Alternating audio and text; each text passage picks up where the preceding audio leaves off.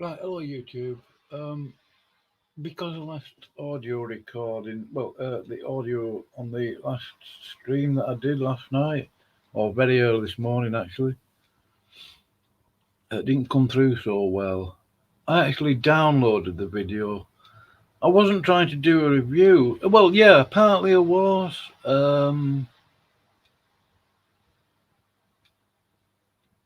And there was a bit of gloating involved. Yeah, of course. It was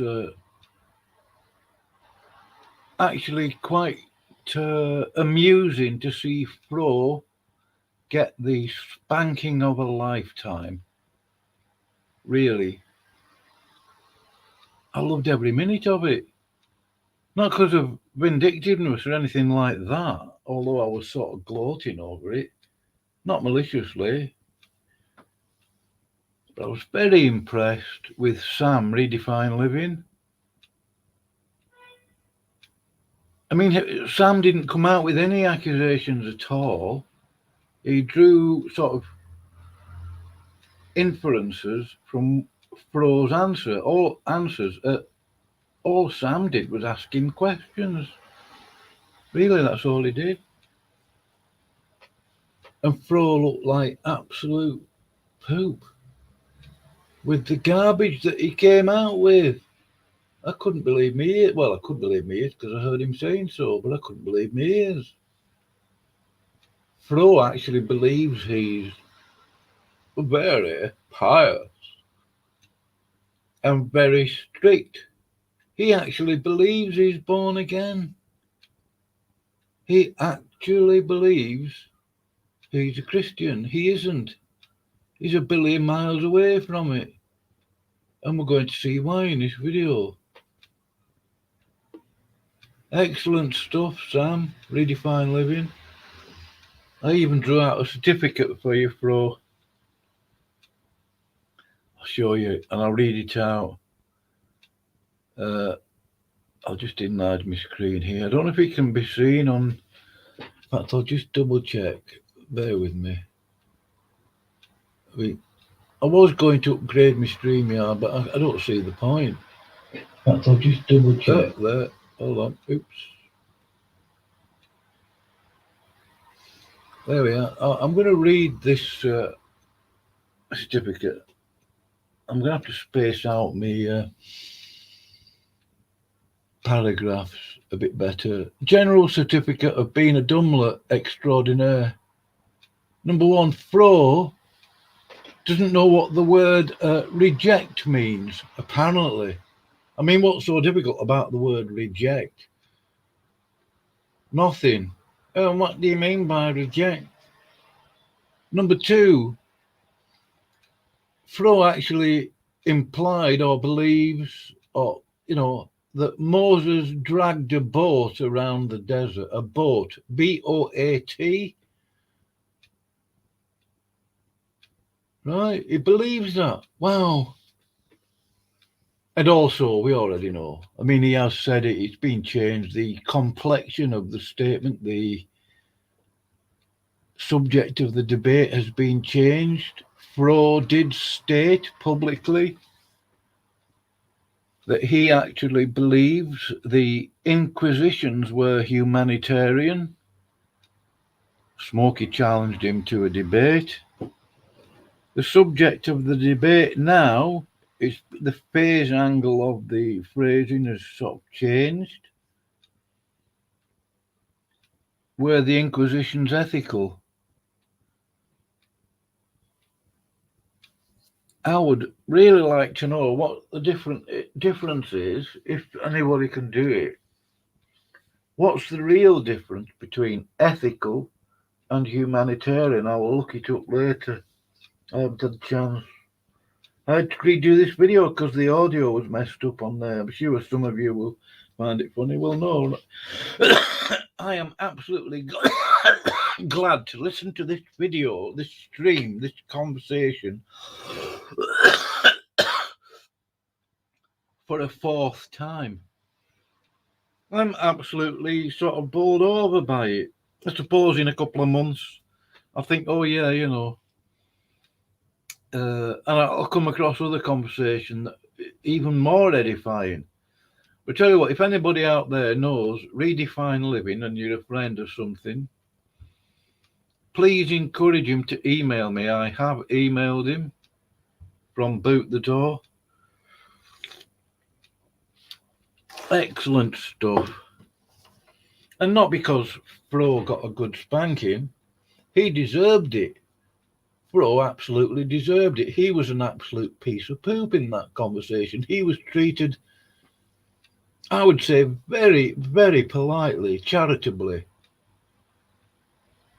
The XO of the RO, he wasn't being rude, but obviously he wasn't happy that Fro wasn't coming out with an argument. In other words, Fro was just making a claim, but he wasn't backing it up. Right? An argument is a claim with premises, in other words, backup. Premise 1, premise 2, conclusion or claim. You know, if you're going to make a claim in normal conversation to someone, you know, I believe this, that, and the other, such and such, and they might well say to you, prove it. And then you would give them your proof, your verbal evidence, or whatever it is, you know what I mean? And that would constitute an argument, not an argument in the nastiest sense, like you're shouting and swearing at each other and all that. Right. Not a lot of people know that. Anyway, I've downloaded that video because I thought, I'm still waiting to get a transcript of it because I want to read through it. I find I can get more out of a video by getting a transcript of it.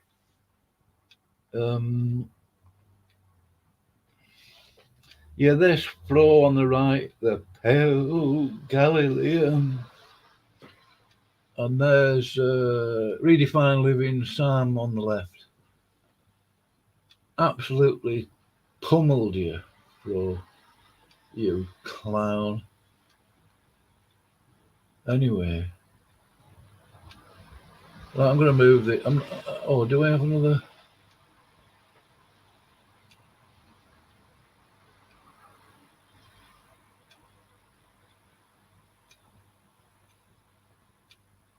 Oh, right. That's another gallery I have. Right, I'm going to play this video. I'm going to put it into the stream now. You need to come from this so-and-so. Yeah, Freud is deciding to what everybody else needs, this, that, and the other, blah, blah, de blah. This is an important thing in a debate, you know, I think.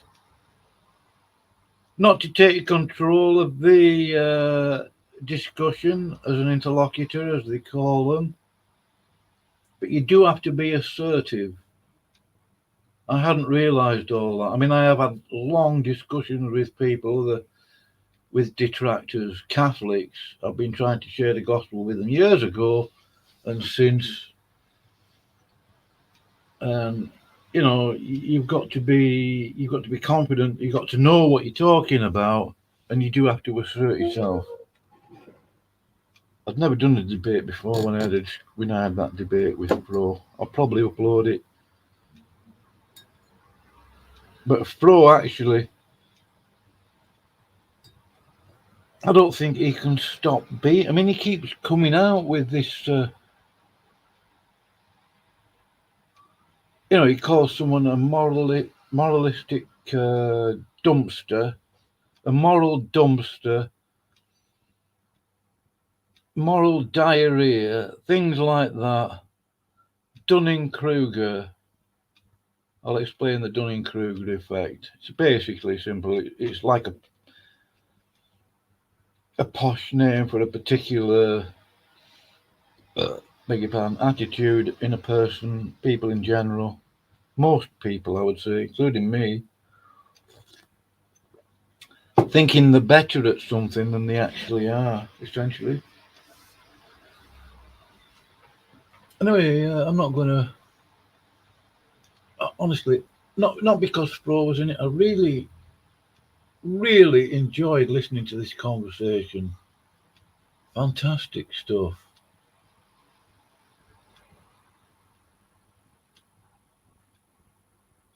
Now this is... I'll put the link to this video.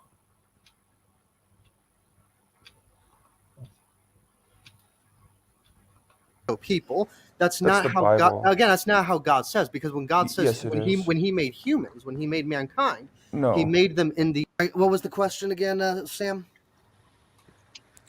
Obeying God. That is part of the curse of man. So your position would be God break your window of your car and take your stuff. Please This won't even video show up.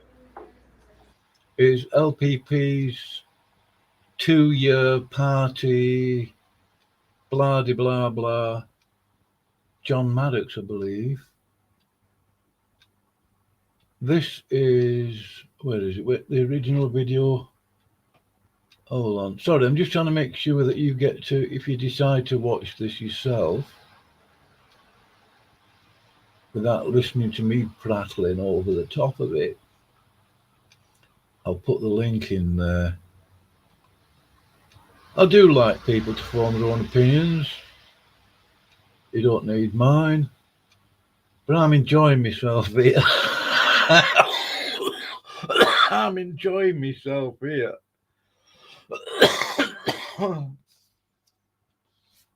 I know debates are not about beating somebody or destroying them. I don't want to destroy anybody. But I do have to be honest, and I always try, in fact, I'm always honest, I think, unless I'm lacking in knowledge about a particular area, and I can't always be honest because I don't know all the truth all the time.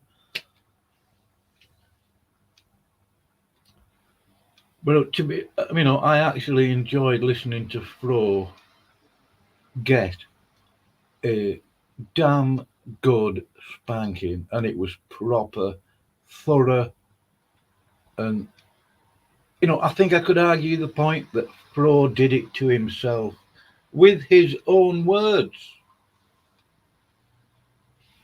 Now, I'm not going to tell you what form of questioning Sam applied because I'm not 100% sure. But he drew out what Fro really is. He pulled that out of him, and it was just so brilliant to listen to. Excellent stuff. I want to talk to Redefine Living. I'd really love to have a conversation with him. That would be just so brilliant for me.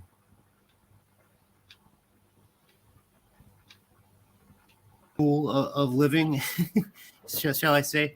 And then I realized, like, oh, wait a minute, these guys want to take this tool away from me, like this the tool of living away from me. Then at that point, that's when I became a one issue voter, pretty much. Beyond that, and then everything else happened. So, what's the tool of living? Are you talking about? Come on. Is it a gun? I'm a Canadian dude. I don't know what you're talking about. Okay, cool. Just making sure. Yeah, are we not allowed to say gun? Is that like bad for the stream or something? I don't know if it is or not, but well, at this point, if you can't recognize that a significant percentage of people in positions of power across Western civilization are full-scale power-mongering individuals who want to establish oligarchy and the technocracy and all that kind of stuff they talk about. They say it out loud that's their objective. Like, if you tell me publicly that your objective is X, and then somebody else tells me, no, that's not what they're trying to do. It's like, why are you making things up, man? I'm literally quoting so-and-so who said this is what they wanted to do. Like, which one of us is the idiot here? Like, you're claiming, I'm like, yeah, it's conspiracy theory. Like, really? That's what they said, not me. I didn't make it up. They said they want to do this. You know, it's pretty amazing. You know, I've never once voted. You never voted, Jackson? Never voted. Never will either. Especially now I'm going to be a felon, but that's beside the point. I would never vote. Well, I think. Wallet. Yeah, Slavic, what's up, man? Welcome to the screen. Voted. Jackson? Yeah. Have you ever almost voted? Like, were you like almost going to vote, and then you're like, nah, I'm not doing that. No, I've never been close to voting. I've always just thought it was stupid, the electoral college system, and they're both the same side anyway. I mean, in my opinion, I hate both sides. What kind of voting system would you want? Pure popular vote, I guess. I'm not. No, that's cancer. I would never want that. Yeah, then everything turns into California. You sure you want that? I don't know.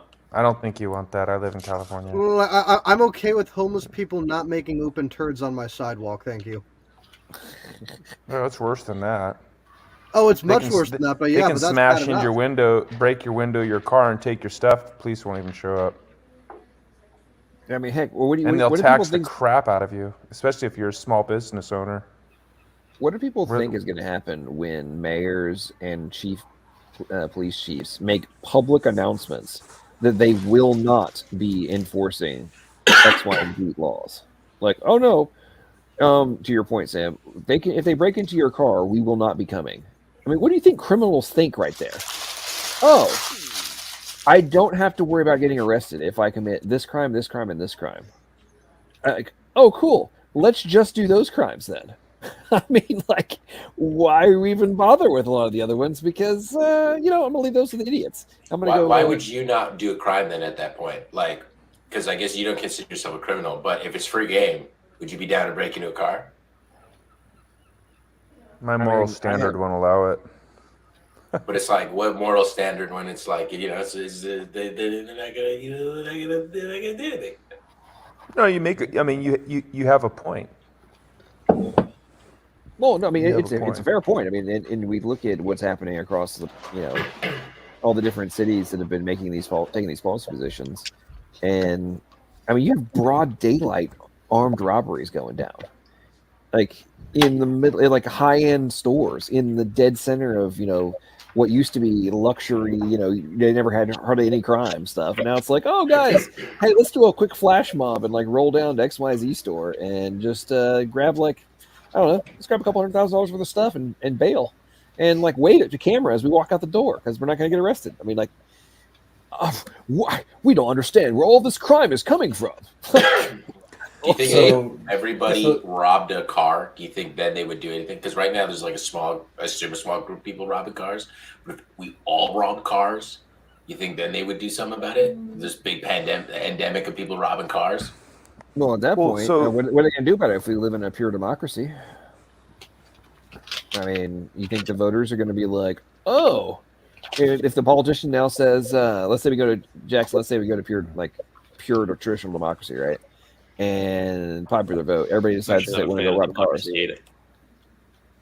Well, you said you want to go to popular vote, so that is democracy. I know, but I'm kind of a contradiction. Okay. So hang on. So you don't hang on, Jackson. We have to clarify this real quick because you said you don't like the electoral college, and you don't like our current system. And I'm saying if I believed in democracy, I would not. I would vote this way. Jackson, would you prefer a benevolent ruler, like a benevolent A king? benevolent dictator, yes. You would prefer that? Yes, absolutely. Should move to Russia. Okay, so I think what we actually need at this point is a reintroduction of the concept of the Roman. Oh man, was it Roman consul? Yeah, that got appointed for a year, basically had dictatorial power for a year, and could go through and like basically clean house, and they were indemnified from any kind of repercussion, prosecution, etc., after for anything they did inside of that year period. And I think we need to reinstitute that. Somebody needs to come in and clean house because. Would you have a liberal and a conservative consul, like they did? I mean, kind of. I mean, they had the patrician. Yeah, I mean, the double class.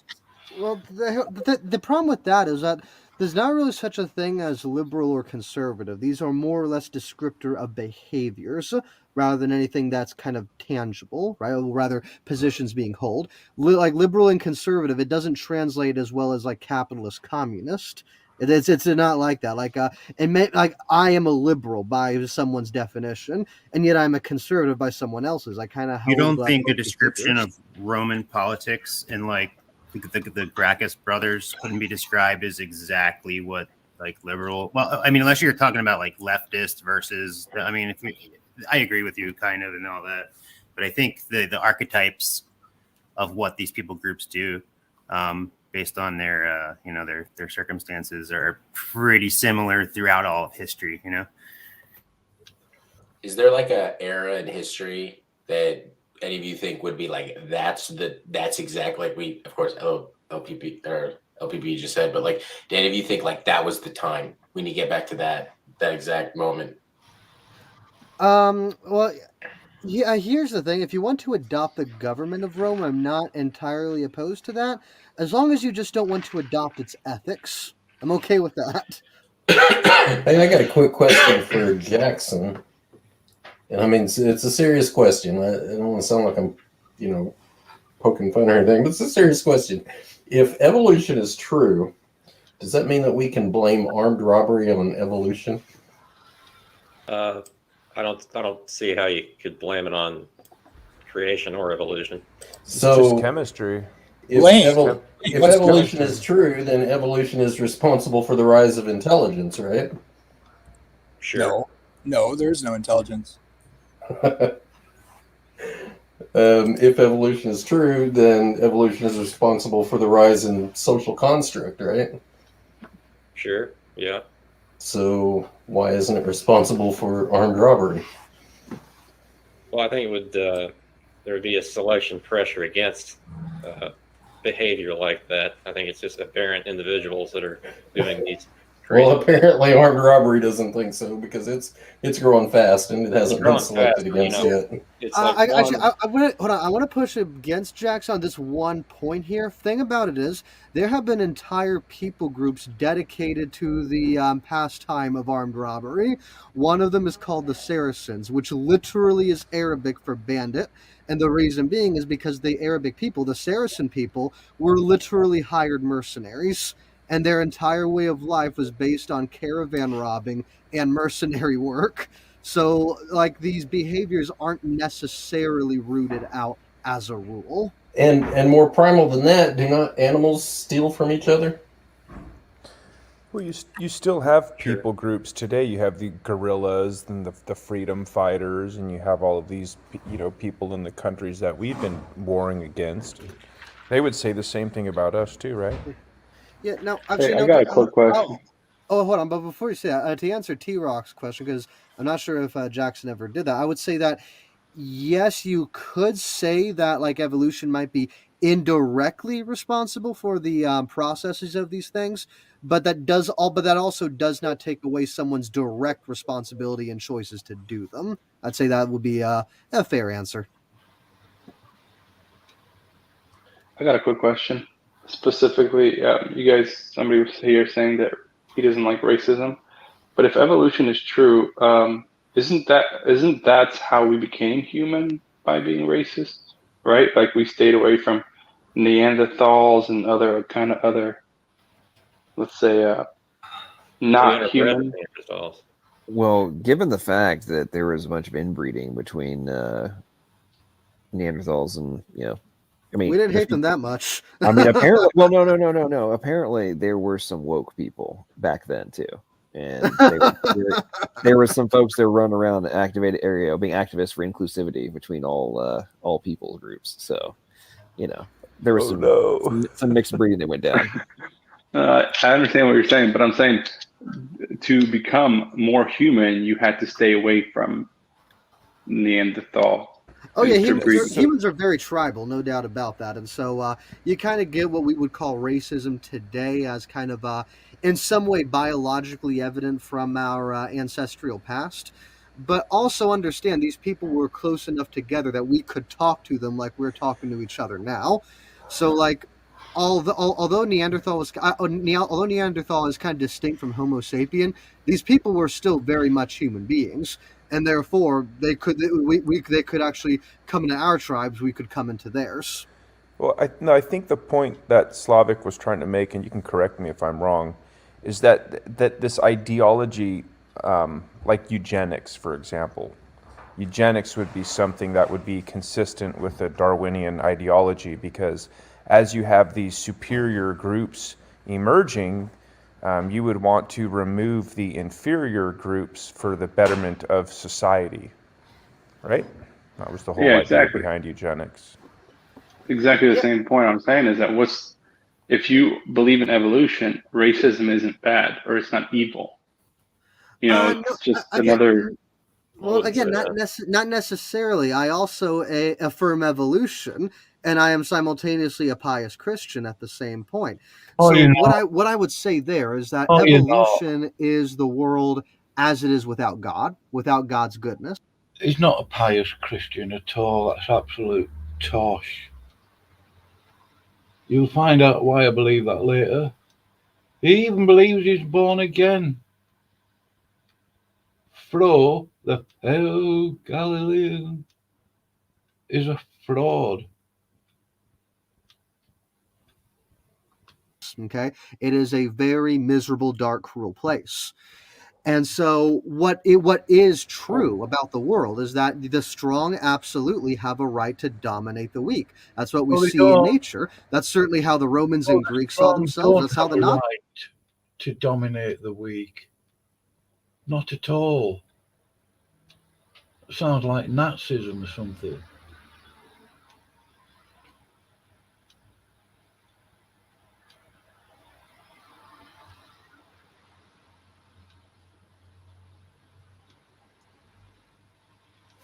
saw themselves. Yeah, but the evolutionary, atheistic evolutionary paradigm would be the same. It would be a world where this God uses a system of death to create life.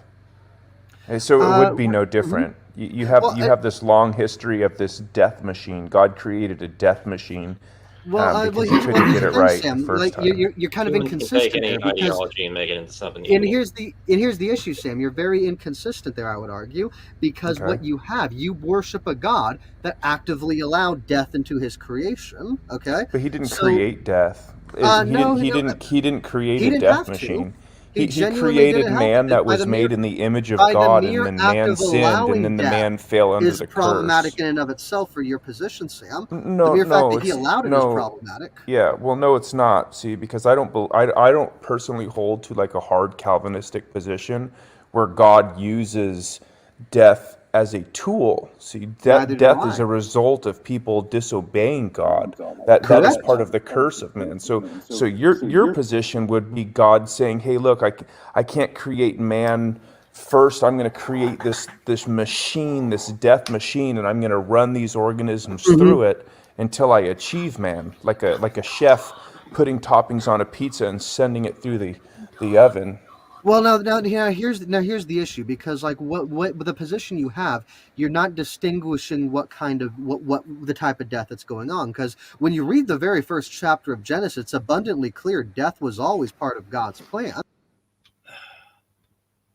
What do you mean by different kinds of death? That seems weird to me. That Death is death. I suppose you could argue that there's such thing as spiritual death. I don't know. I have to think about that. Types of death. Like, for instance, when he tells the first human beings he creates to Are you a Calvinist? No, I'm not a Calvinist. Just but for anyway, clarification. Yeah. okay, So just for clarification, there's two trains of thoughts, and so one of them you would have death. You would have, So, for example, when Joseph was traded into slavery, right? What did he say? He said, "What you meant for evil, God used for good." Correct. So there's from my position, there's a difference between God creating this evil act, and on the other hand, you have this free will choice that is made that generates this evil act, and then God takes that evil act and uses it for good. Big difference, and that difference needs to be acknowledged if you're gonna say that I have the same problem. But that's a tu quo fallacy anyway, because my position has no bearing on yours. And what and here's what I mean to say. So for one thing, right? Whether or not God created death or not is kind of irrelevant. He actively knew it could exist and allowed it into his creation. But furthermore, what I would say is that death in and of itself is part of God's original creation. Even that's revealed in the first chapter of Genesis, because what he tells the first human beings is that to subdue the earth. It's a reference to animal complete misrepresentation. That's a complete misrepresentation of what he literally subduing says to take the earth. Yeah, but that's the animal. See, and when God tells man to subdue the earth, he's telling man that because they are a special creation, different than the animals. We were created differently. Then we have dominion over them. So according to your model, that wouldn't be the case. We would be the tail end of this death machine, and then specifically we what's would being be introduced as human death, not animal. God doesn't really. You've completely. Take turns now, guys. Take turns. Fro, you have completely misused what subdue is in Genesis. Yeah, he misuses all the text of Scripture, I would say, generally. If only Jamie Russell wasn't in there, because he has got a pocket full of spanners and he likes to think that he's throwing a spanner into the line of conversation, reasoning and whatever stuff. Like he's doing something intellectual, he isn't. He's just messing things up, I think. There's no need for Jamie to be there. He's SDA, Seventh-day Adventist. A false teacher, a liar. Like Fro, in the middle there. The pale Galilean Fro. His channel used to be called A Lone Man Named Fro.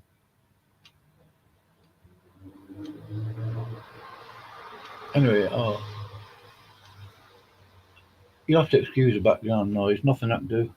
Plants, they don't have brains. You can't. They're not like a dog or a goat that you can train to be here or be there. They just grow where they grow because of ground chemistry. So when he says subdue the earth, that means put the plants where you want them and put the animals where you need them. And that is what subduing is. It's not some form of slavery or guaranteed death or anything else. Well, share my screen, John. Share my screen. All you have to do is simply use the text in a common sense way. You can't really enslave. Well, hold on. That's an arbitrary statement right there, because I could say, hold on. I could say the same to you. I could say that you're not using the text in a common sense. Okay, boys, you're talking over each other, guys. It's the same term that is actually used. You're just slapping and running now. You're making rude comments, and I don't think you need to do that. Am I on mute right now? I don't think I'm on mute right now. No, but when you interrupt me, I genuinely don't care. Okay, so I'm trying to get this to where we can. Yeah, what a rude. I don't know what that guy thinks it is. I don't.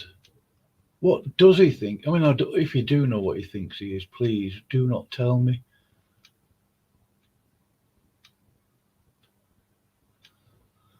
Oh well. And stop talking over each other and actually have good back and forth, because nobody can understand anybody that's talking. So let's calm down for a second. Before I let you guys talk again, Jamie, what were you wanting to share? He mentioned a logical fallacy, and I just was putting the definition up on the screen so people could learn it. Oh, okay, gotcha. Appreciate that. Thank you. Quo or whatever. It's just like U2 fallacy. So when someone brings an argument and then the response is like, yeah, but you have a similar or same problem as well. It doesn't answer the challenge. It just says you too. Yeah, you too. What aboutism? That's what they call it now. Right. Yeah. So that's why I said my position has no bearing on hers. But the only thing that I would ask Fro, and I don't want to talk over either, but when you say a comment such as, oh well, if you just have a common sense reading, it's like, well, wait a minute, why are you going there? I could, that's an arbitrary statement. I could say the same thing to you. I could say, Fro, how come you don't have a common sense reading, right? So it's kind of like a, I don't know, Well, because like a low blow, right? If you want to keep it professional, that's fine. Okay. But if you want to just start throwing out reckless comments like that, then it's just going to turn into a dumpster fire. And sometimes that happens. Well, I apologize. That was not my intention. We could do that here, probably too. No, that was not my intention. What I was trying to say is that, like, the word subdue means dominate. There's a very violent connotation to it. No, you can't really be violent to plants. There is no violent connotation in that. It is literally manage them, subdue them. You're the head of the planet.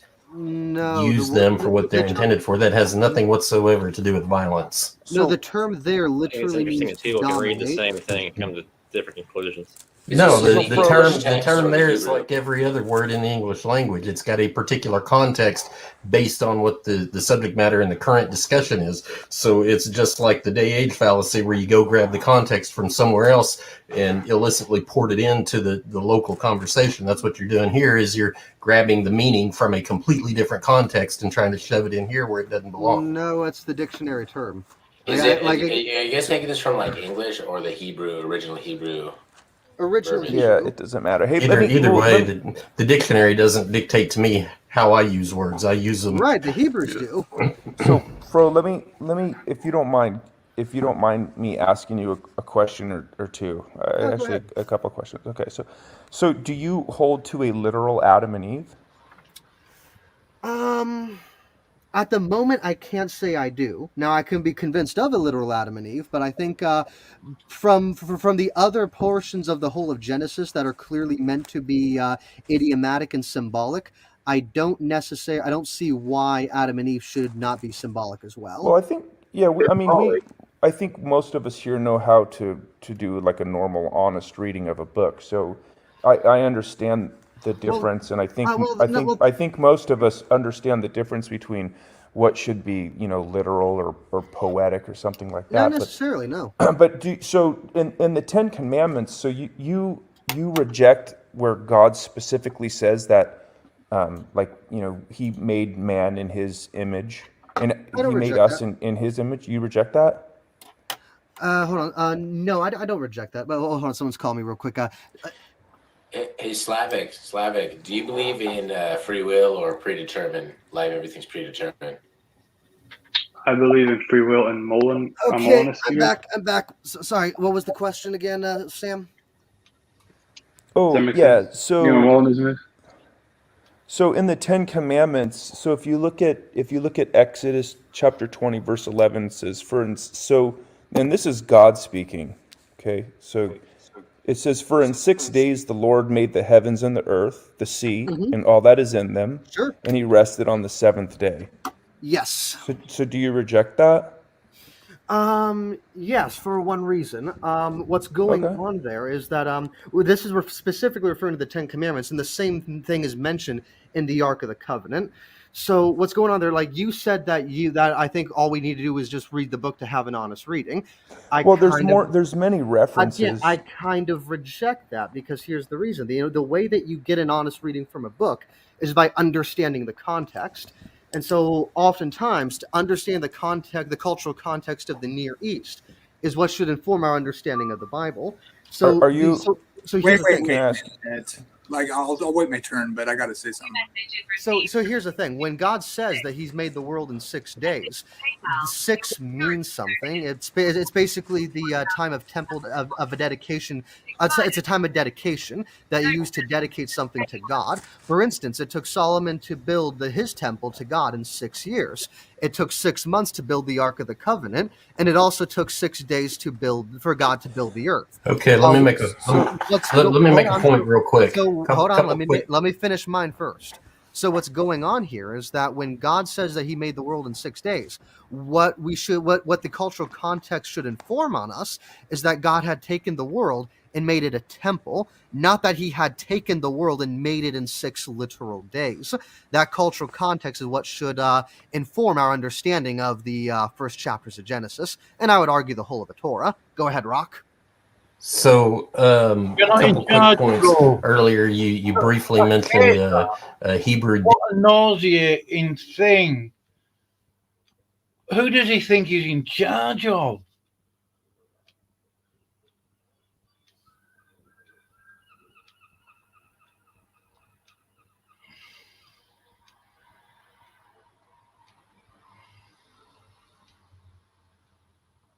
Who does he think he's in charge of? Go ahead, this, that, and the other, and blah, blah.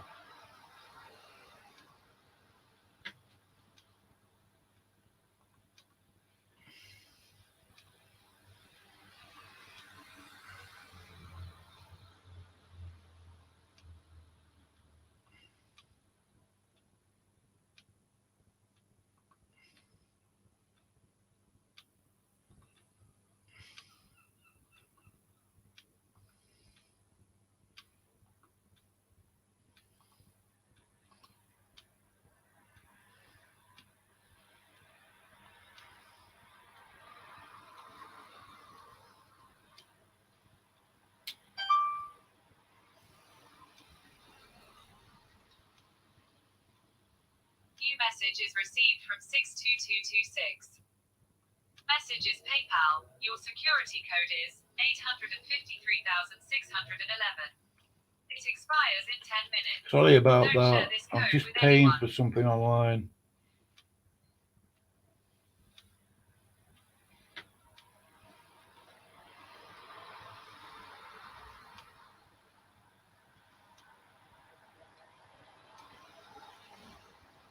Sorry about that. I do apologise.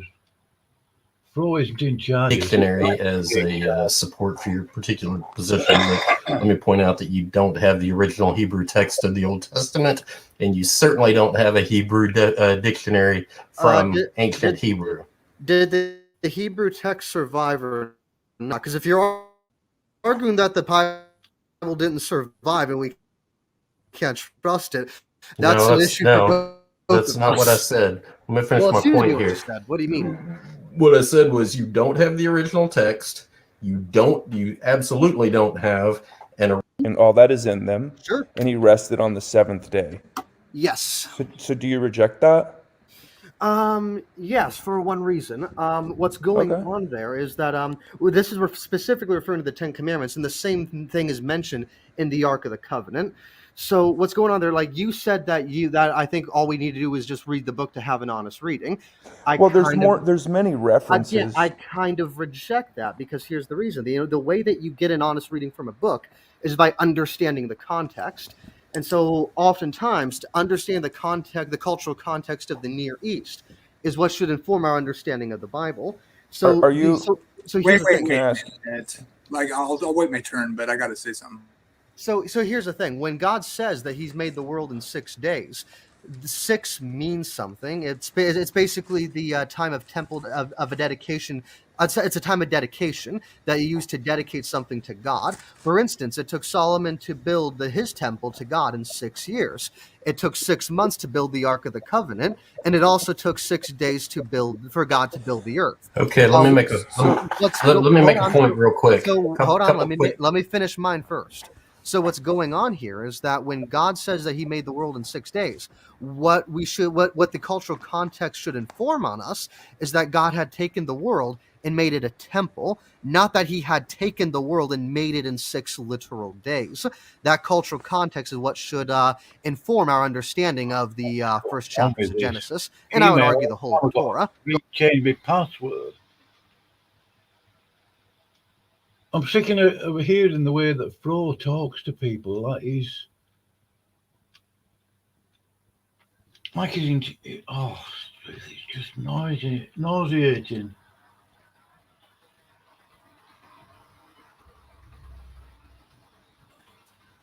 Absolutely nauseating. Sorry, I was busy doing something.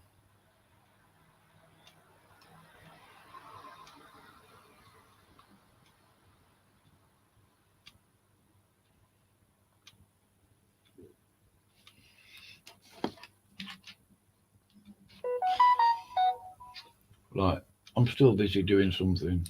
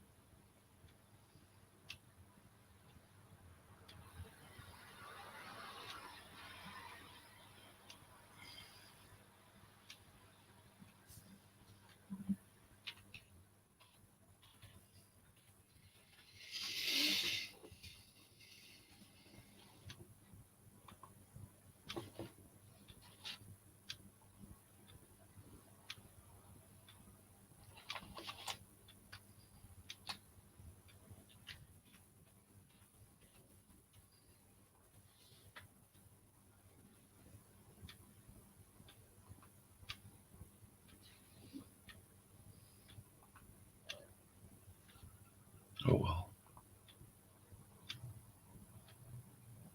God didn't know this.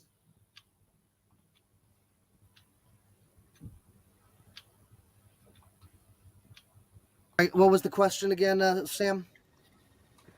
Oh, make yeah. sense? So, so in the Ten Commandments, so if you look at Exodus chapter 20, verse 11, it says, and this is God speaking.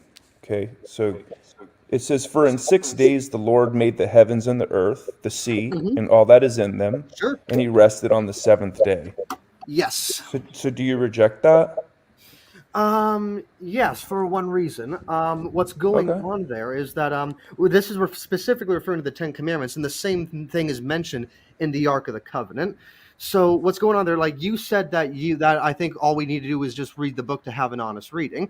There's many references. I kind of reject that because here's the reason. The way that you get an honest reading from a book is by understanding the context.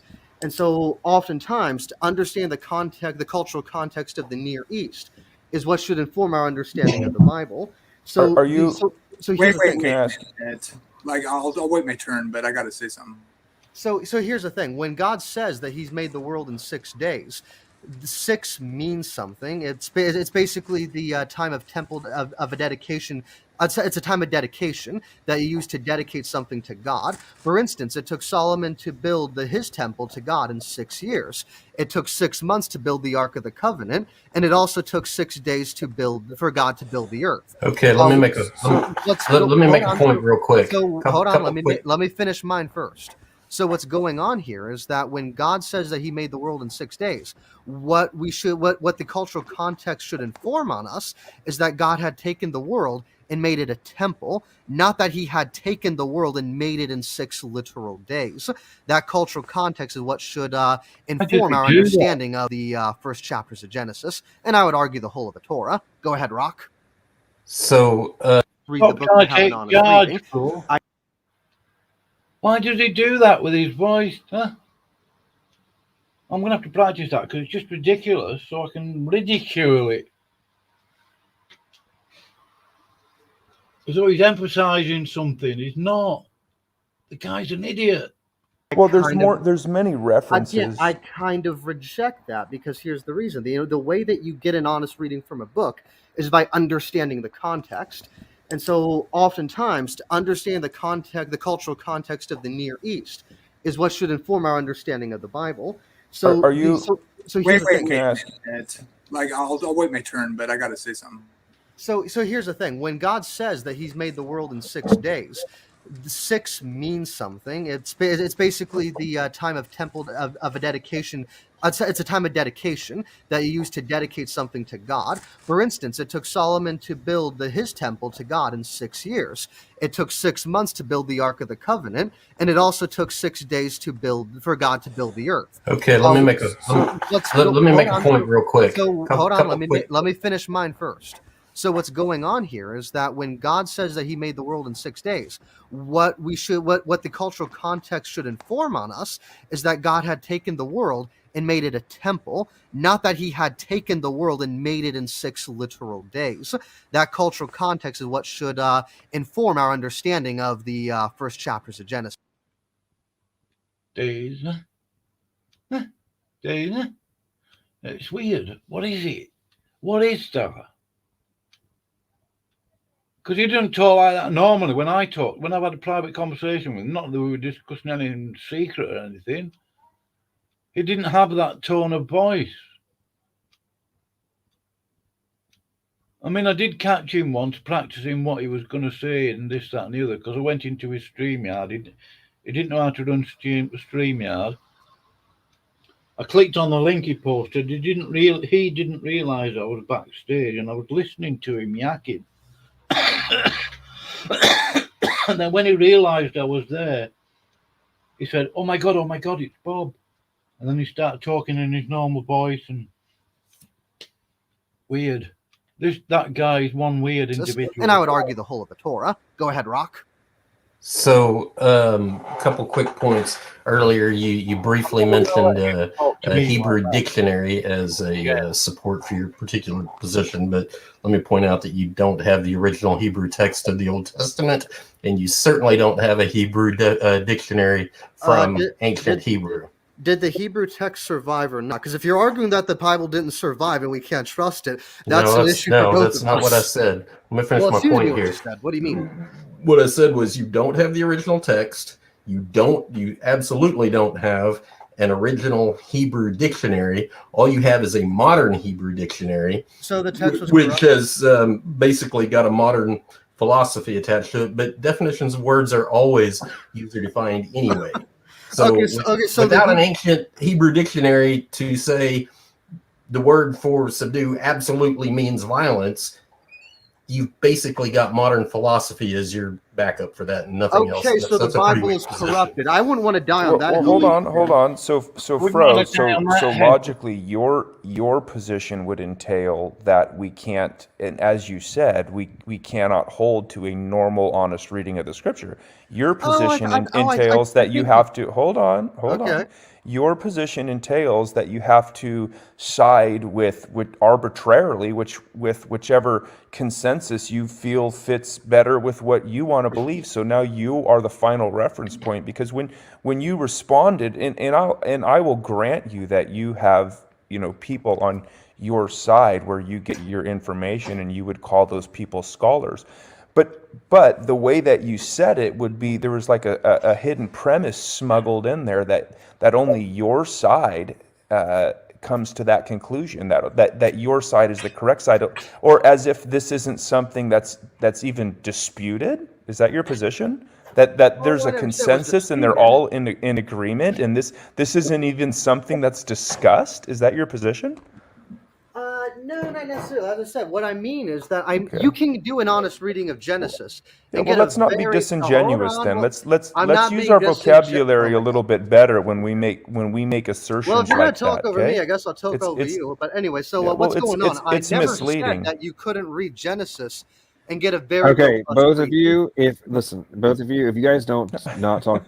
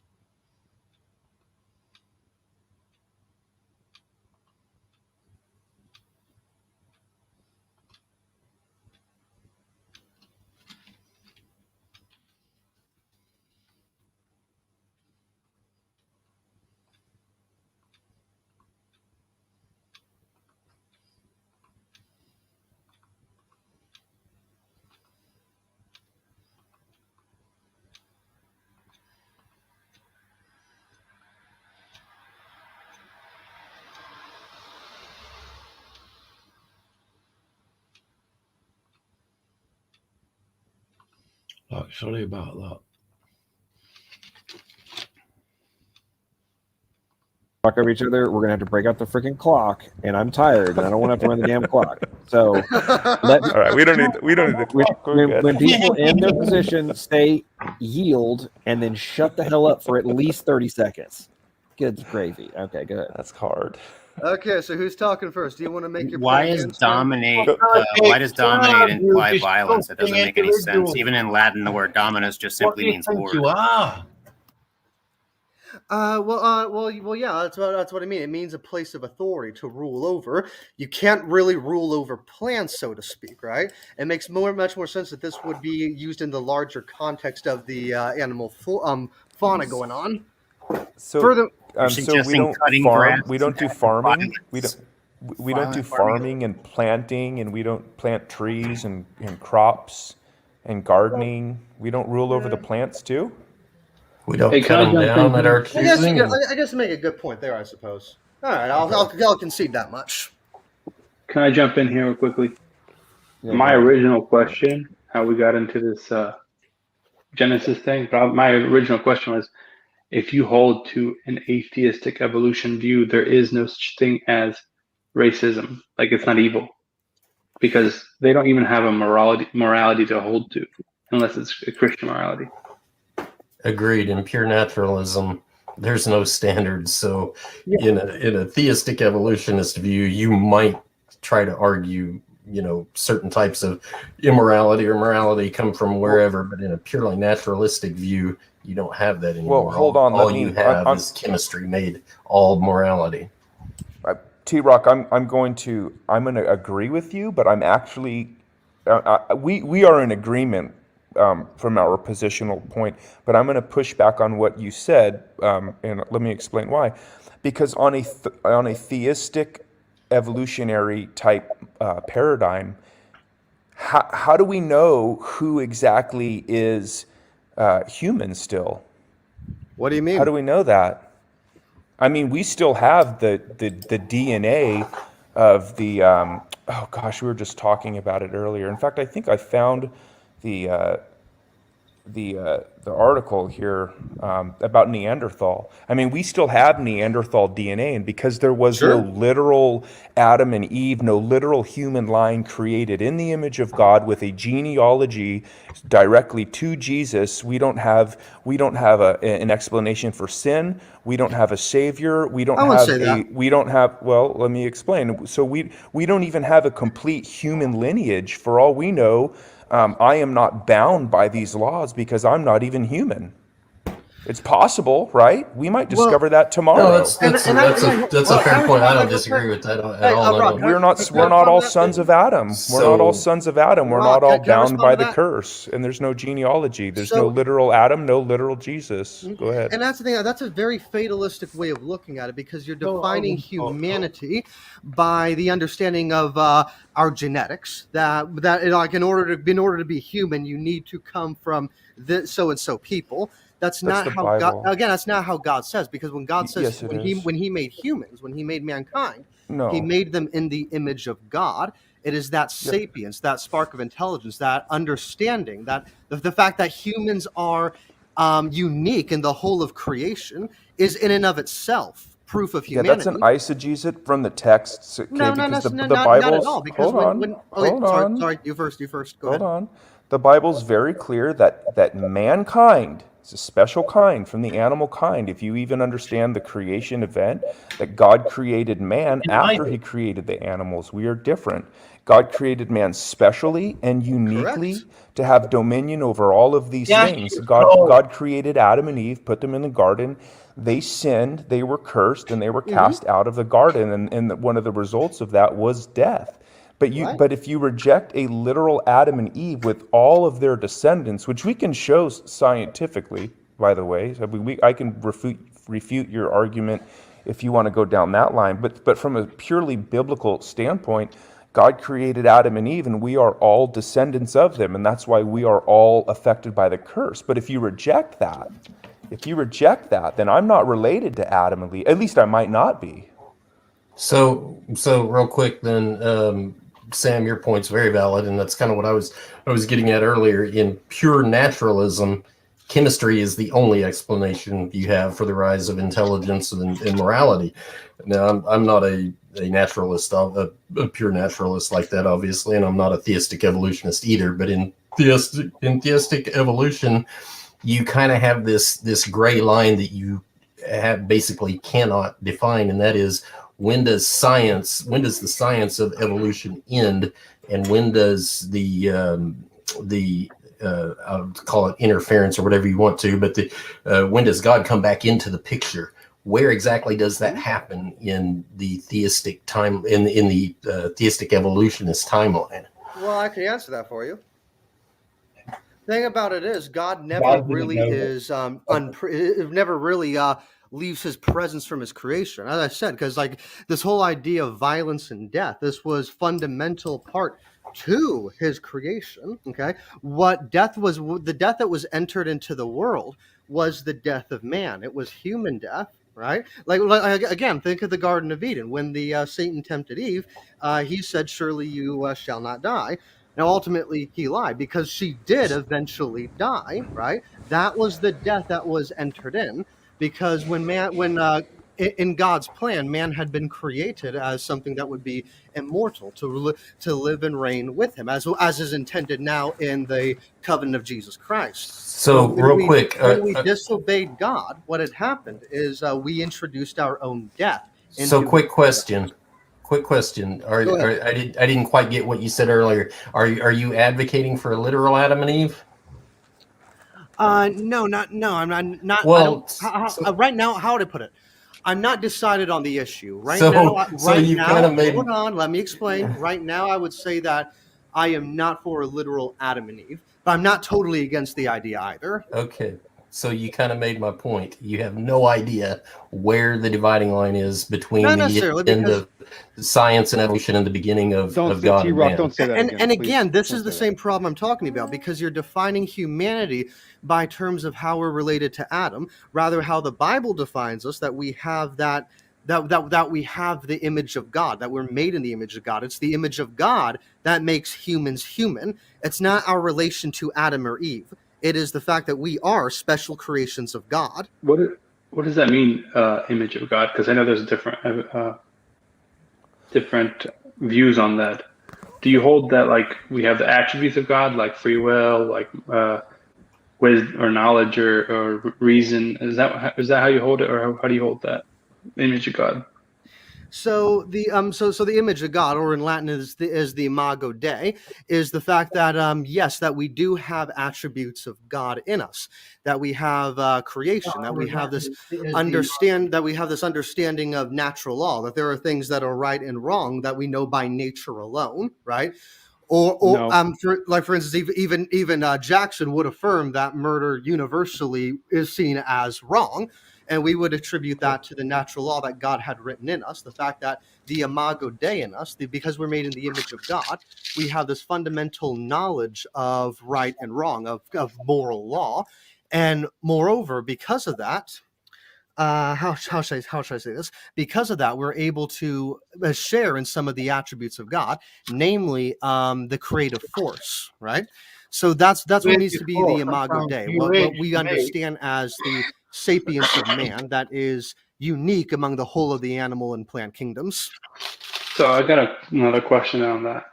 So if it's the image of God is those attributes, would you say that babies in the womb are not human, or they do not have the image of God yet, just because they don't have anything except potential? No, you see, that's a thing. Oh, I don't accept that infants in the room only have potential. I'd say they have active forces in them already too, and I think science actually science backs me up on that somewhat, because what we found that babies as early as 3 months in gestation can have dreams, right? So these aren't people with these aren't like these aren't potential people. They're people with potential. That sounds twisted. So, 1 second. I'm trying to understand. You're saying that by being in the creative force of God, right, or participating in it, that's how we get our image of God. babies in the womb don't create anything, and they have no potential. They only have potential to create if they grow into a human, like adult or whatever, or a child that could create something. But in the womb, they're literally just developing. Yeah, they don't have Okay. the, you Your can't say point? potential. You got to say status. Yeah, so I used to hold to that kind of view that it's like our attributes of our like mind and free will and moral stuff, but I see just a philosophical argument for the problem with that is that it makes people that are in a coma, well, are they Go away, Jamie. Huh. human because they have no creative, they just like a vegetable, right? I know there's some stuff. Well, Go ahead. so being made in the image of God at Adam and Eve, and there are, I don't want to say the verdict's out, okay? So let's be honest. It's something that people still discuss, but Adam and Eve, Adam specifically was made in the image of God in that he was sinless. He had not sinned, and his wife had not sinned either, but they were given one rule, and so when the literal Adam and Eve disobeyed God, that's what sin is. But Fro's position is going to muddy that water up. So sin is the disobedience of God. Adam and Eve, I never the literal denied that. Adam and Eve. You what? You don't? I deny never that? denied that. Of course, sin is disobedience. I was very clear with that Yeah. from the outset. But see, the thing disobedience is when what introduced human death. yeah. So there you go. So a literal Adam and Eve disobeyed God, and whether or not you want to say that it was death or human death, I want to know where you got those. Where'd you get those humans from? What are those on your evolutionary timeline? But then you have these genealogies from Adam, Now, literal the problem- genealogies, and the reason why those genealogies have to be taken seriously is because Christ had to come from a specific line. And that genealogy from Adam down to that line of a literal, I mean, at what point does the fairy tale stop and the real genealogy begin? I would say around the time of Abraham, but listen, the fact But that's of the arbitrary. Matter, You're the fact just of the making matter something up. When did the fairy tale stop? And the true, what was it again? I was busy coughing, laughing at Flo there. What an idiot. Like a vegetable, right? I know there's some stuff. Well, Go ahead. so being made in the image of God at Adam and Eve, and there are, I don't want to say the verdict's out, okay? So let's be honest. It's something that people still discuss, but Adam and Eve, Adam specifically was made in the image of God in that he was sinless. He had not sinned, and his wife had not sinned either, but they were given one rule, and so when the literal Adam and Eve disobeyed God, that's what sin is. But Fro's position is going to muddy that water up. So sin is the disobedience of God. Adam and Eve, I never the literal denied that. Adam and Eve. You what? You don't? I deny never that? denied that. Of course, sin is disobedience. I was very clear with that Yeah. from the outset. But see, the thing disobedience is when what introduced human death. yeah. So there you go. So a literal Adam and Eve disobeyed God, and whether or not you want to say that it was death or human death, I want to know where you got those. Where'd you get those humans from? What are those on your evolutionary timeline? But then you have these genealogies from Adam, Now, literal the problem- genealogies, and the reason why those genealogies have to be taken seriously is because Christ had to come from a specific line. And that genealogy from Adam down to that line of a literal, I mean, at what point does the fairy tale stop and the real genealogy begin?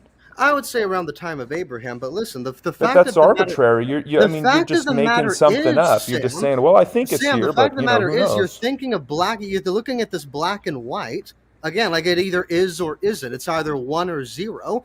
But no, there are more options than just the ones you are giving me here. You're not under the reason impression I'm that not- I'm just Take making this turns. up, Take right? turns. Okay. The reason I'm not totally sold on the historical Adam and Eve is because the literature that they come up in, right, Genesis 1, 2, and honestly, you see these things throughout the whole of the Torah. These things are clearly allegorical. They're clearly meant to be symbolic. And Yeah, no, they're not. That's and again, arbitrary. I mentioned this before. There's huge amounts of temple theology that shows up within these works, right? And so I'm of the opinion that, like, I'm not against a historical Adam and Eve, but at the same time, right, I find it hard to reckon a historical Adam and Eve with the very genre of Genesis. So, Fro, what exactly do you consider the doctrine of kinsman redeemer to be? Thank you. How would I say? I probably am aware of what you're talking about, but under a different name. What's the doctrine of kinsman of the Redeemer? The doctrine of kinsman redeemer means that Christ literally has to be related to every human on the planet, all the way back to Adam and Eve, in order for salvation to actually be meaningful. There's a problem there, though. There's a problem there, though, because from our young Earth creationist view, every human, no matter what, would make him a kinsman redeemer. He could argue that the only reason that it would need to have a genealogy is because there's other humans that aren't related. Right, and so the thing about it is, right, but that's kind of the. What did Jamie say then? I mean, the fact that Fro is in agreement with what Jamie said tells me that whatever Jamie said was a load of fallacious garbage. If only Jamie wasn't in there, really. Point though is if you don't know where that split is, how can that argument have any merit whatsoever? That would be a double-edged sword, Jamie, because without that, then you could never know. That's the problem. So you need a literal genealogy. You need everyone to be accountable to God because everyone is related to Adam, and everyone needs to be able to have a kinsman redeemer. So everyone needs to be that's why you have to have this unbroken line. Yeah, from Adam. I mean, I think it's more about David, but I think. And again, this is kind of the problem because, like, understand when Jesus came onto this earth, he had he didn't have an intention to save the whole world, to save the Gentiles. He came for his people, which were the Jews. The Bible says, "None unto God are all of His works from the foundation." For God so loved the what? The Jew first. The Jew first, then the Greek. And it's a new line. Here's the thing, Sam. Right? You're up, Jamie. Oh, truth. If only I could edit out Jamie's voice. Here's the thing. Understand that when the Gospels are being written, they're being written anachronistically. All of the time that has come through, all the history has already happened, and they're relating it back to you. So when Jesus begins his ministry, he has no intention of saving the Gentiles. He's come for his people. Okay, I've let you finish, Sam. Thank you for being quiet. No, I'm sorry. You're right. I'm sorry. Go ahead. Okay, so when Jesus came to this earth, right, and he started his ministry, he had no intention to save the Gentiles. It was only the Jews. But what happened? His own people were rejecting his message. So what did he do? He actually elucidated this in a parable that since his own family, his own kinsmen have rejected him, therefore maybe the people how do you say? Maybe the people on the highways, the whores, the common people, maybe they will accept me.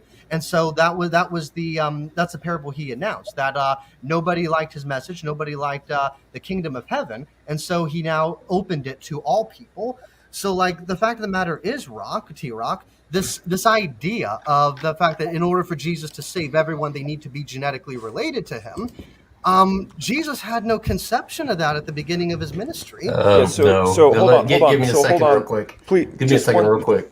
Can I just make one? I'm going to die. Look, okay, hold on. And T-Rock, you can go, but I just want to say that Fro, you do not have an all-knowing God now. You've just destroyed that. You've removed that. You're saying that God didn't know this. That's what you just. That's what you just said. God didn't have a plan. You've destroyed that too. Well, that's really a big problem. No omniscience. One of the major problems with that comment you made about Jesus had no intention or whatever you've completely missed the fact that back in the Old Testament, where when the children of Israel inherited the promised land, at no time ever were any Jews or any Gentiles refused entry into the promised land to mingle with the Jews. They only had, just stop for a second, bro. They just had the prerequisite that they had to obey the laws in the land. And the New Testament also tells you very openly that the every city has them that preach Moses. They were teaching Jewish concepts, Old Testament concepts to the Gentiles. So all the Gentiles in the world that were getting preached to had the opportunity to follow the way that the Jews were and become part of the house of Israel, even by intermarrying. There was never, ever any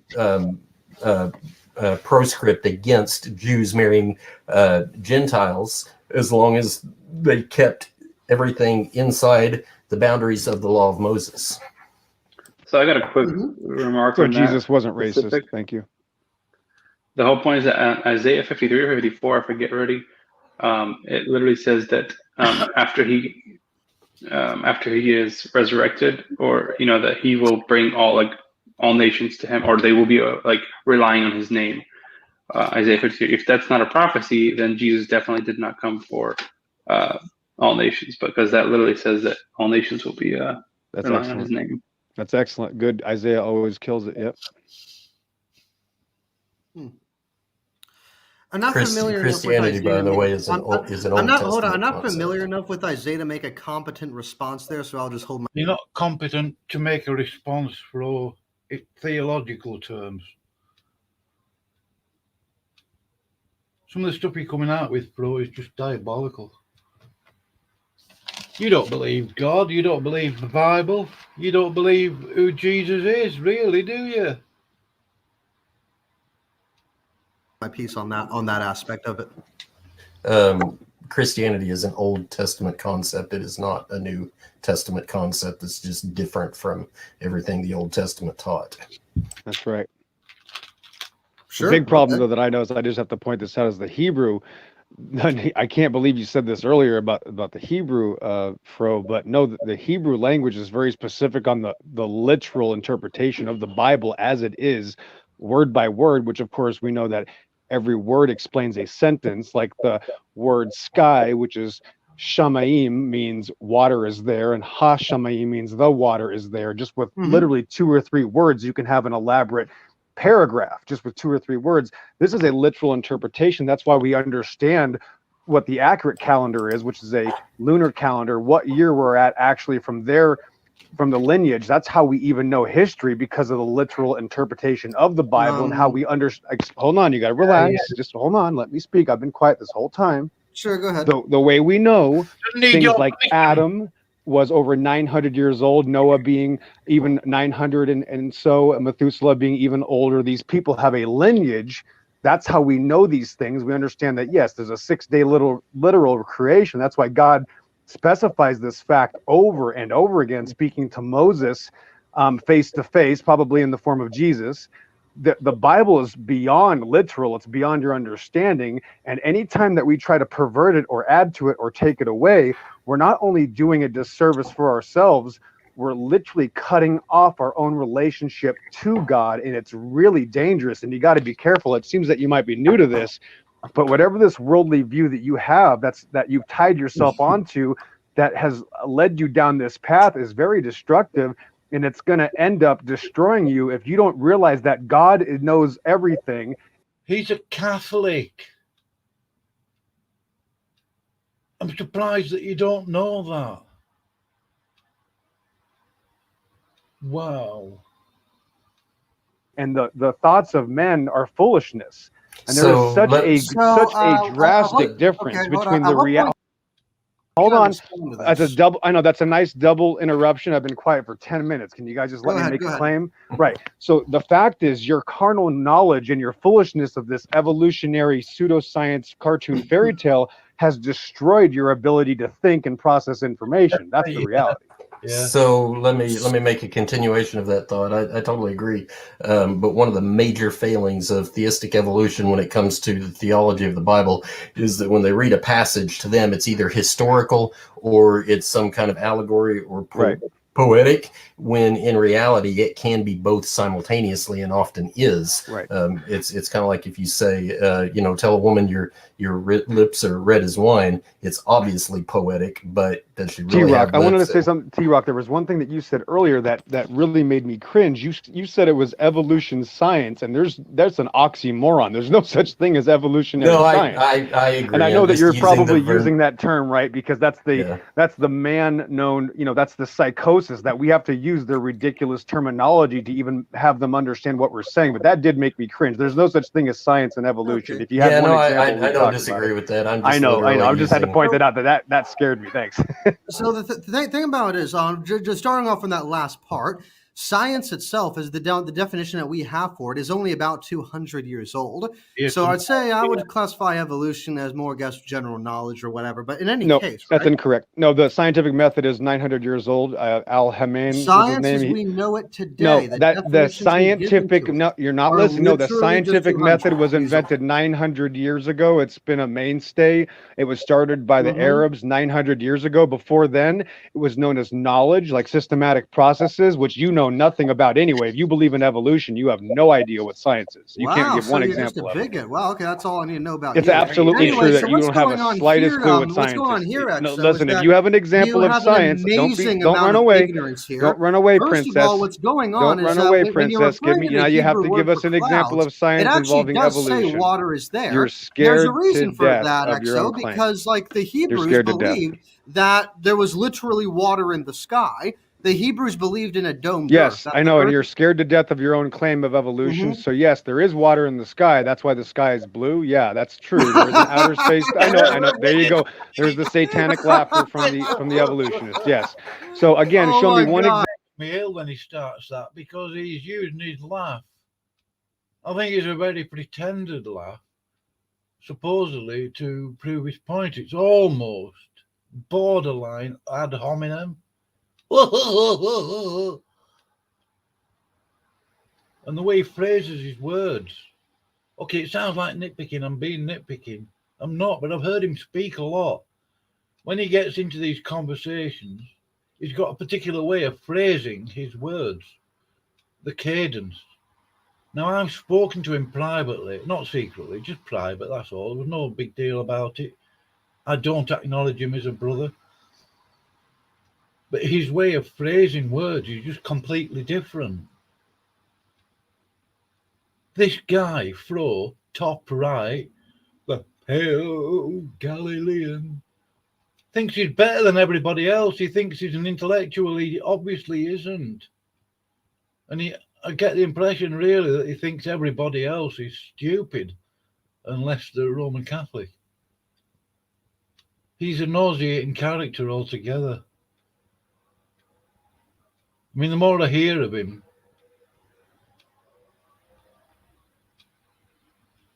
oh, I'm glad Jamie's left there. Whew, that's a relief. Jamie in agreement with Fro. Wow. Example of science. Right, show me one example of science. Actually, I shouldn't be surprised, should I? Science involving evolution, and I'll retire from the internet. Well, so bacteria. to your point, Ro, let me do that. No, excuse me. Let's give the people what they want. Give me one thing involving science and evolution. Take your best well, shot. it's called bacteria. I guess you'll retire now, Nope, right? that's not evolution. That was easy. Okay, well then yeah, you're bacteria lying. making bacteria. So where's the science of evolution? Not bacteria. I didn't say science of bacteria. I said the science. Listen to this. We have a triggered demon-possessed psychopath now. So I asked for an example of science and evolution, which you can't give me. It's too easy. So nothing, as usual. This is what people do. They're scared to death of their own claim. Anytime you meet an evolutionist, they're scared to death of their own religion.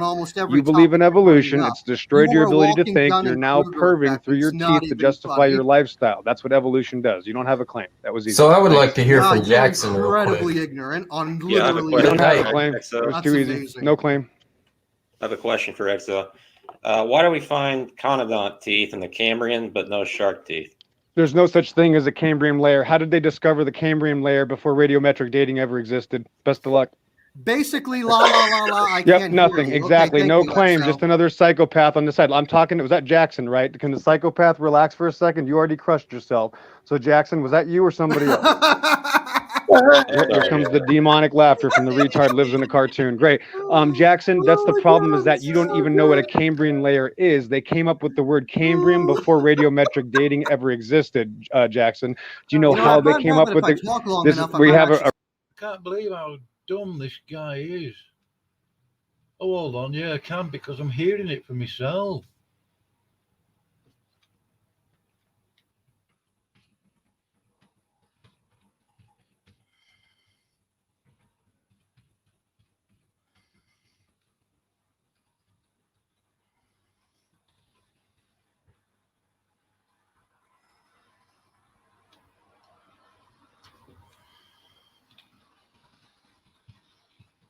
Yeah, Flo got a good spanking in this discussion.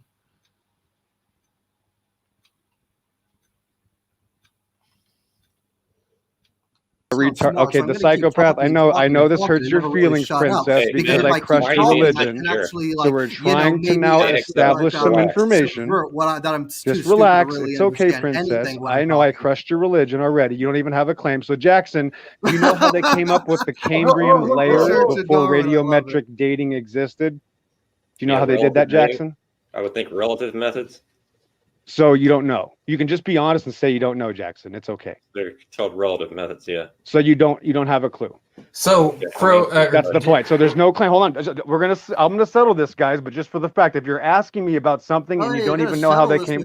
Okay. So again, so the point is, if you're asking me about something, Jackson, and you have no idea what it is, that's not a question. That's a religious assumption or inference. So you actually have to know what you're talking about. But when it comes to evolution, we know that they don't have a slightest clue what they're talking about, and they just make it up as they go along.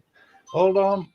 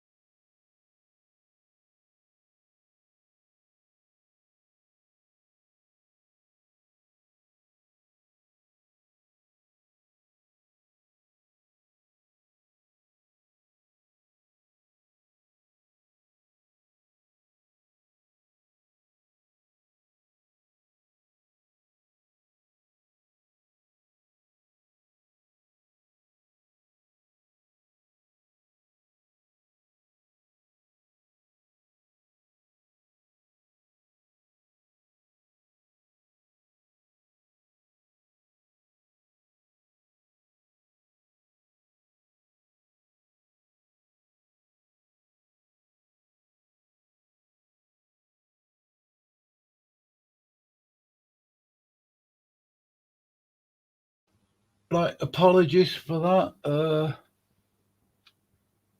I got a phone call, and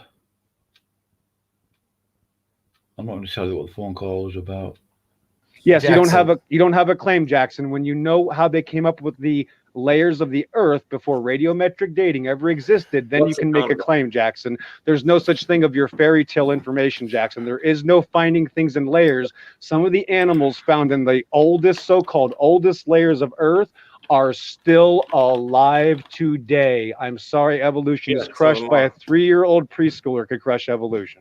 Oh God, that is so ignorant upon so many Yeah, levels. you have to be Wow. literally brain dead. In 2022, if you God. still believe in evolution, you're basically demon possessed. You don't even have a claim. You're just retarded. That's all. Hey, Fro, can you mute yourself for a minute? Great argument, man. Yeah, no, why do you need me to mute myself? If Rob? anybody has a claim for evolution, we would love to discuss it because that's what people love to watch No, us you destroy. would not love to discuss it. You're Any totally claim at to all your for own science nature. involving evolution, it would be Let's so see fun it just to destroy it. nail it every time. Okay. What about endogenous retroviruses in chimps and humans? Oh, the fact that, yes, there's no evolution, they already exist, and their systems already exist. Is there any evolution that takes place, or are you just talking about the similarities, Jackson? Jackson, this man is a walking Dunning-Kruger Right. effect. So Don't take notice him that there's no seriously. claim here. That's like saying, what about Oh mosquitoes? no, that is Yeah. very Says you, Flo. Oh, he's a walking Dunning-Kruger effect. What about played here. You're mosquitoes literally a and walking ticks and Dunning-Kruger roaches? effect, Oh, wow. XO. There's mosquitoes, ticks, and roaches. They all have similarities, but they all have why are you separate so gene angry? pools. Andrew So there's is right. You're no sounding more Hey, confident. evolution. You're knowledgeable. Can You're you not guys so- slow There's down two for people a talking minute? versus Hold one. on, let me just jump in really quick. So when it comes to, and so I want to address your bacteria and your endogenous retrovirus. The part when it comes to endogenous retroviruses, what you're going to have to show is how they arose, because they require a host to live, right? We've already agreed. We already but agreed real on quick, that. Sam, But so where's the no, claim hold for on, evolution? hold on, Ro. ahead. I understand what you're saying, but the point is if endogenous retroviruses have to live within a host, then those are not going to be evidence for evolution. Well, they don't have to. I don't see how they have to live within a host. They're viruses that infect the germ cell and get passed on. They don't require a host. Well, viruses do, but I mean, not in the way that Aren't isn't that what you're calling an endogenous retrovirus, a virus that infected a genome and somehow added itself to it? Yeah. Mm-hmm. And do they find functions in these regions of the genome where they find Sometimes these they do, viruses? Yeah. So let me dive in where's with the Jackson argument for in there? just a minute. Jackson, you brought up the conodont and the shark. Now, can you explain to me real quick why you expect shark teeth to be in the so-called Cambrian? Well, it's a marine environment. Sharks live in every marine environment there is that I can think of. Okay, So Somebody's for the sake of the audience, You need for to the sake blow of the it for like audience, 20 can you minutes and describe make it real sound quick, like a Fro, shark. can you, Come on, Fro, you're can doing you it stop wrong. for a minute? Bro, you already got crushed. Be quiet. Jackson, for the sake of the audience, can you describe real quick what a conodont is? It's kind of like a little eel-looking thing. Yeah, kind of like a leech, sort of like maybe even a large. Hey, Sam, that's you. Go ahead and mute real quick. Oh, sorry, my bad. Would you say it's comparable to a leech? Not really. I mean, it's kind of like a lamprey kind of. Yeah, maybe a lamprey. Yeah. Okay, so you find conodont in the so-called Cambrian, but you don't find sharks. Do you know what happens to sharks when they die? What? Well, They float. Teeth. Right, but They float. Their teeth are constantly shedding. They shed thousands of teeth in their life. Their teeth are also We constantly. got a big problem, though. You're still pre-assuming that you know what a Cambrian layer is. You don't even know how they discovered the Cambrian layer. This is, again, just a religious question. There's no such thing. You still have no claims for evolution. Finding dead things in layers of Earth doesn't help evolution. That helps you hide from evolution. So there's no claim for evolution. You have to show us evidence of evolution. That's what helps evolution. So let us know one you of have that. my points, though, is ecologically and just basic biology biome. I don't think you need to expect to find shark teeth in what's known as the Cambrian, because when sharks die, they float, so they're not the first thing to get buried by anything. And then as far as shedding teeth, the normal process is that when teeth fall to the bottom of the ocean, they tend to deteriorate kind of quick. They have to have something to preserve them, just like all other bones do. So why don't you find shark teeth in the so-called Cambrian? It's probably because they're typically not found in those particular ecozones where those animals lived. All right, what kind of ecosystem? It's still a non-claim. That's the point, is that you need to be led down these roads, Jackson, because you don't even have a claim. You don't even know how they discovered these layers of Earth. They were discovered and literally made up. Okay, again, here's the point. I know the retarded, demon-possessed ass clown with no claim is just continuing to interrupt. That's the point. There's no claim for evolution.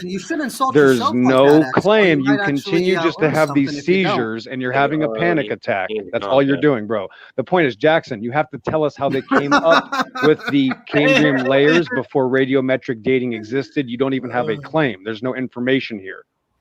I've got another quick question for Jackson. And so I've kind of already alluded to the reasoning behind why it doesn't make sense. But my whole reason for going down this train of thought is because of the ever persistent idea that somebody's going to be convinced that evolution is false if you find a rabbit in the Cambrian. Why would any rational human being expect a rabbit? That's why I don't use that example. There was a marine environment, so I use a marine example. So just like that doesn't on Terra work either. On terra firma, so the reason you don't expect to find the deer to be hanging out with the wolves. They tend to stay separate until they're ready to fight, basically. But in the case of a global flood, the very first thing that happened was 40 days of rain. Do you know what animals do when it rains? Go to high ground. Yeah, they go and bed down. The lion that would hunt the zebra is no longer hunting zebra. He's going and bedding down in his own territory. And the zebra, likewise, is not out grazing in the field where the lion can find him. He's off bedding down in his own territory. And so the same exact thing happens underwater. Whenever there's a torrential rain, whenever there are volcanoes erupting, the fish in the ocean, all the marine life, they do the exact same thing that the animals on land do. They separate. Yeah, there's still no claim, though. This is, again, trying to act like we can go back in time and see what layers of Earth tell us. No, the layers of Earth just prove that there was a worldwide flood. It certainly doesn't help evolution. See, the psychotic, demon-possessed retard has to laugh every time. You don't even have a claim, bro. Okay, then how do they radiometric date things, bro? Let me know when you have a claim. You still don't even have a claim. Do you want to hear a claim? Nothing. Yeah, hold on. I want to respond really quick to something Jackson said. Yeah, Okay, Jackson, you were... Before we go on, can I just one real thing? Yeah, bacteria making bacteria. Tell us yeah, about no, that, it's bro. more than that, dumbass, but I expect you to be educated to understand what come I'm on, saying there. princess. Anyway, so Spit we it out. know what flooding looks like geologically because we've seen multiple different floods throughout human history, and we actually know what they look like. Typically, when you have flooding, you really only have two layers of dirt. You have Fro, the can you explain Mount St. Helens? Sam, he's just going to continuously lie. He's just making stuff up. This is what all evolutionists do. They just lie through their teeth. Mount St. Helens had a dozen layers of earth. Mount St. Helens destroys everything you're saying right now, Fro. Yeah, he got annihilated, bro. He's just a psychopath. Evolutionists are just nut jobs. You have heavy things at the bottom, light things on top. Yeah, So it's already happened in the last global 50 years. cataclysmic Sorry, flood, we sorry, would Fro, you don't have a expect claim. there would really just be two layers of earth. I'm sorry, you don't Since have we a don't claim, see that, bro. there Yeah, is no it already global happened flood. 40 years ago. It's So called as Mount much St. as Helens. XO wants to These people are just bloviate and be a retards, complete man. idiot These of people are himself, just that's psychopaths. probably Yep. standard for him. He's just He a Hold on, really let me- psychopath. He doesn't have a decide for claim. his own Let me arrogance address or it. Welcome to the dumpster Just fire. hold on. Evolutionists never let you down. Hey, you guys, and I do love a dumpster fire, but I do want to make one comment to Jackson, and then I would like to address Fro and just show a little. Okay, so Jackson, you said something about certain animals living within their environment. You would expect to find fossils based on their environment according to your model. If you are to be consistent, then you must concede that your model is insufficient because we find aquatic remnants and fossils on every high mountain peak, even in the deserts. So if you are going to be consistent, you have to concede that your model can't explain those and your model is false.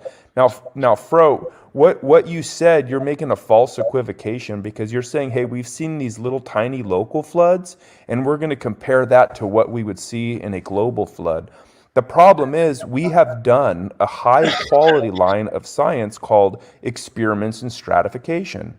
You can look it up on YouTube and you can see these experiments and you can see how these layers lay down in a lab, observable, testable, repeatable, falsifiable, and it destroys your point. Another thing, Fro, is when Mount St. Helens erupted, it laid down all of these layers just as we find them rapidly. And then to make it even worse, we took samples of those rocks and we sent them to laboratories to have them tested. And when they were tested, they came back with deep times assigned to them. And so then they asked, well, why is that the case? And they said, oh, these dating methods don't work if something is young. Now, I want you to think about that, because if it's the case that the earth is young, then all of these dating methods that you're presenting aren't going to work. Okay, so why should I accept your evolutionary storytelling with nothing demonstrable, and why should I dismiss the evidence that we have actually observed? Why should I do that? Can I respond?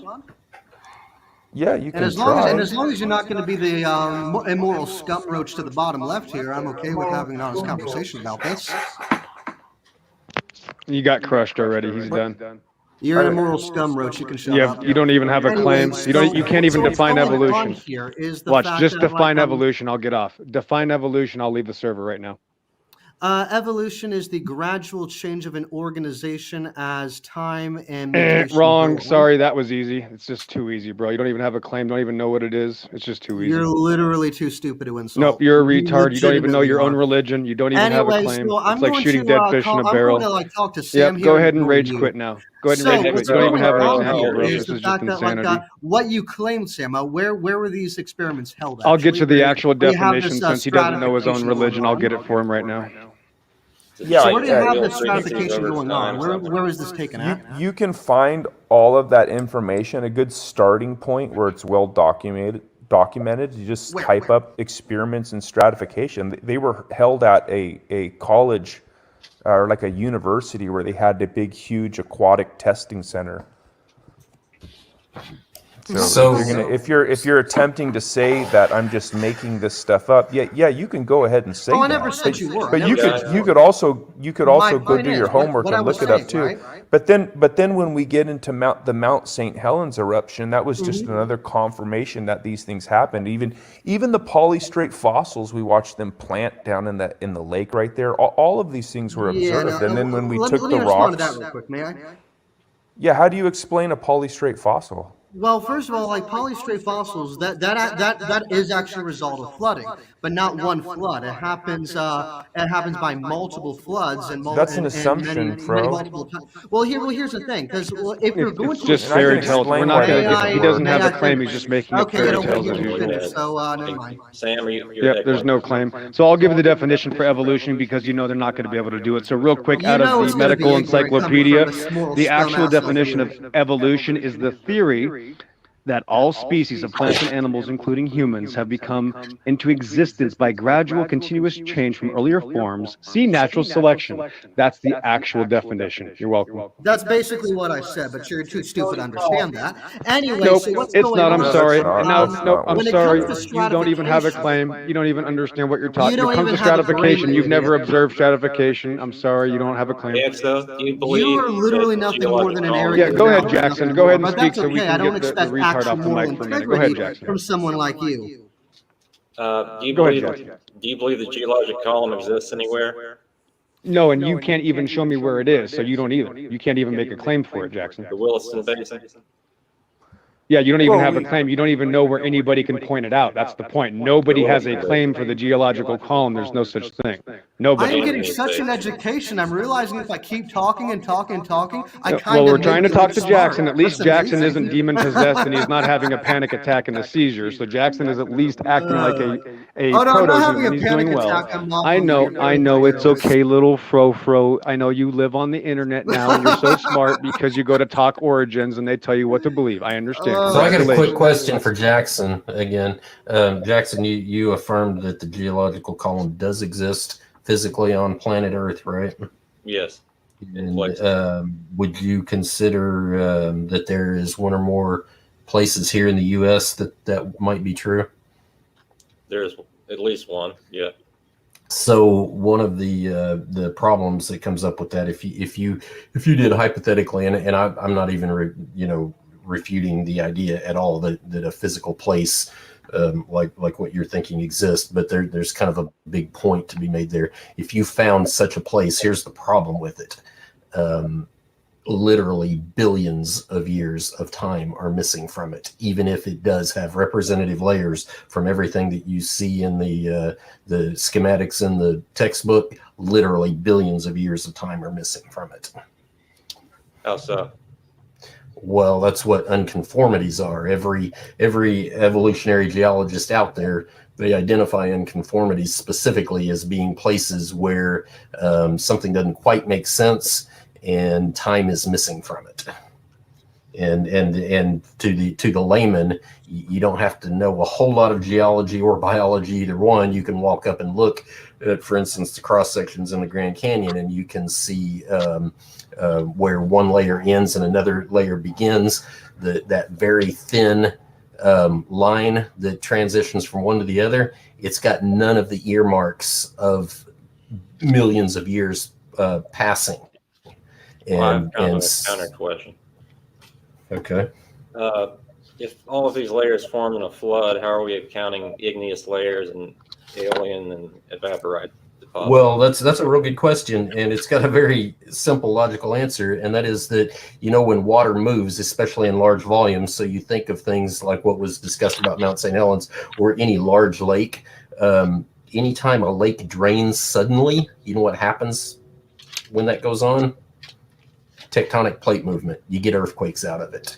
And so this flood that's going on, it's a very complex scheme of not just, and so this kind of goes into what I call the bathtub model of somebody like Bill Nye, the not much science guy.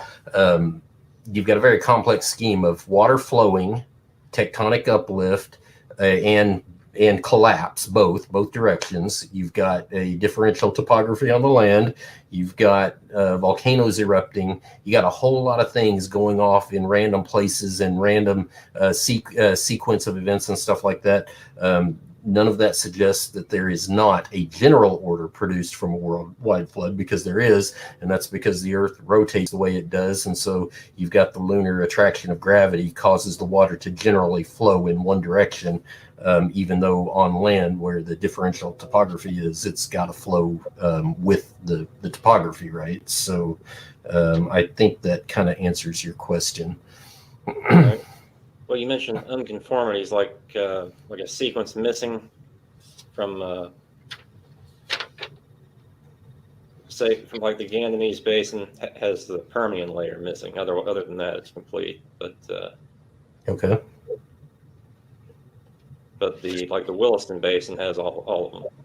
Okay, so 2 points there. Number one, I don't personally have intimate knowledge about how the exact durations are assigned to each so-called layer, but like I do know that the Cretaceous, for instance, is a supposed 79 million years, if I'm not mistaken. So how is that 79 million years determined? And I would assume it has something to do with its thickest points found on Earth. And so that kind of begs the question, what do you do when you find a Cretaceous layer that's not nearly as thick as what 79 million years might suggest? Well, the general response, I believe, from the average evolutionary geologist would be that that thinner layer did not capture the full 79 million years. Or there were different deposition rates in different areas, or well, that kind of makes it question begging, because how do you know which area you got what deposition rate? And it also leads into they were talking about polystrate fossils. So most people, when they say polystrate fossil, they have that image of a tree trunk going through multiple meters of strata, right? Well, nothing realistic about that. But let me introduce a different idea in polystrate, and that is that T-Rock, before you do, and don't lose your train of thought, the reason why that doesn't work is because those things would rot. No, exactly. I mean, yeah, if you've ever been out into a forest, if you're saying that these layers are laid down slow and gradually, then you have all of this decomposition taking place, and you have wood rot, and you have like microbes, and you just have, entropic type property or principle that is taking hold of these things and just destroying it. You're not going to, if it was the case that there was some unique scenario to where the top of the tree would somehow last and at the bottom gets buried, it would get that rotting process. You would see it by the time you got to the top of the tree. There would be nothing left. You wouldn't find like a whole tree within these layers. No, exactly. It would be like pyramid or like pine cone, like shaped. You know what I'm saying? Like the top would be like a toothpick. You kind of answered the question earlier when you mentioned Mount St. Helens. Like trees were covered in one layer, upright. That's oftentimes how they form. Yeah, and then as some trees got waterlogged, they would fall at different rates. Like one tree would get waterlogged and would start sinking, and then and then another one would start sinking, and then you have these layers of sediment that are settling at the same time, forming these layers. So when you see a polystrate tree, you see the whole tree there. There's no rot. Right. The problem is it's worse though, because there are no examples of layers of earth added to earth without a catastrophe. There is no such thing. It's just a psychosis. Except for limestone. Yeah, there's that too. I want to talk about polystrate fossils real quick, because as far as I am aware, the only polystrate fossils we've found are somebody's microphone. Somebody's got to mute. It's bad enough to hear his voice, but with the echo, come on, my goodness. Okay, so the thing about it is, right? With polystrate fossils, all we really have are tree trunks. Yes? No. What other fossils do we have? Exactly. Let me continue my point a little while ago that I was going to talk about a non-traditional view of polystrate fossils, because when we're having this apologetics debate discussion, you're typically thinking of exactly what the vertical position tree is, but in polystrate fossils, one of the things that I found very interesting is that you can go to just about any major bone bed, and by bone bed I mean that in the broad sense it might just be clams and things like that. Anyway, point is, pick up a glob of solid rock out of there, and the one thing you notice is that you've got, it doesn't matter how big it is, it can be very small, but let's say you got this little clamshell, and then 3 inches over to the right, but half an inch higher, you've got another clamshell, and then 2 inches to the left, but a quarter of an inch higher, you've got another one, and they're kind of closely packed. But the point is that they occupy horizontal space in the vertical. So they're literally left. Good news. Huh? Good news. Sorry, continue. Okay, so anyway, the point is that you've got, it's what I call a polystrate conglomerate, and what that means is that you've got a whole bunch of fossils that are all occupying the same horizontal position, and they overlap each other in the vertical direction. And just like Sam pointed out with the tree, you should have differential weathering from the top of the tree to the bottom if the evolutionary story was true and it was buried slow and gradually. By the same token, in a polystrate conglomerate, you should have differential weathering between any two fossils that occupy that cross in a horizontal line, but they're stacked vertically. You should have the exact same thing. So is the tree example the only polystrate fossil? Absolutely not. Not to mention if you take larger bones like a T-Rex femur, for example, that's several feet long, they might be found in a vertical position, and they are by definition a polystrate fossil. Right. Yeah, So and then you I have want to another say type I want to say of one more. polystrate, which would be called Hey, drop Sam, stones. I think you're the one echoing. Can you fix your audio real quick? Like, okay. So anyway, so one thing I want to say here, the thing with polystrate fossils, I can agree that perhaps they were not buried kind of by a large amount of time, perhaps maybe like maybe different levels of sedimentary flooding. But thing about it is, like, if we're going to assume that these were all just buried at one time in some cataclysmic flood, like I have seen some creationists claim, why are we only finding the trunk? Yeah, so Why, let me hold on, correct why you don't really we quick. find like the tree Let me tops and, correct like, you, the roots? Fro. Let me correct you. So Jackson can assume that, That's difficult. okay, but He's the Christian uncorrectable. doesn't He assume knows that. everything. Doesn't assume what exactly?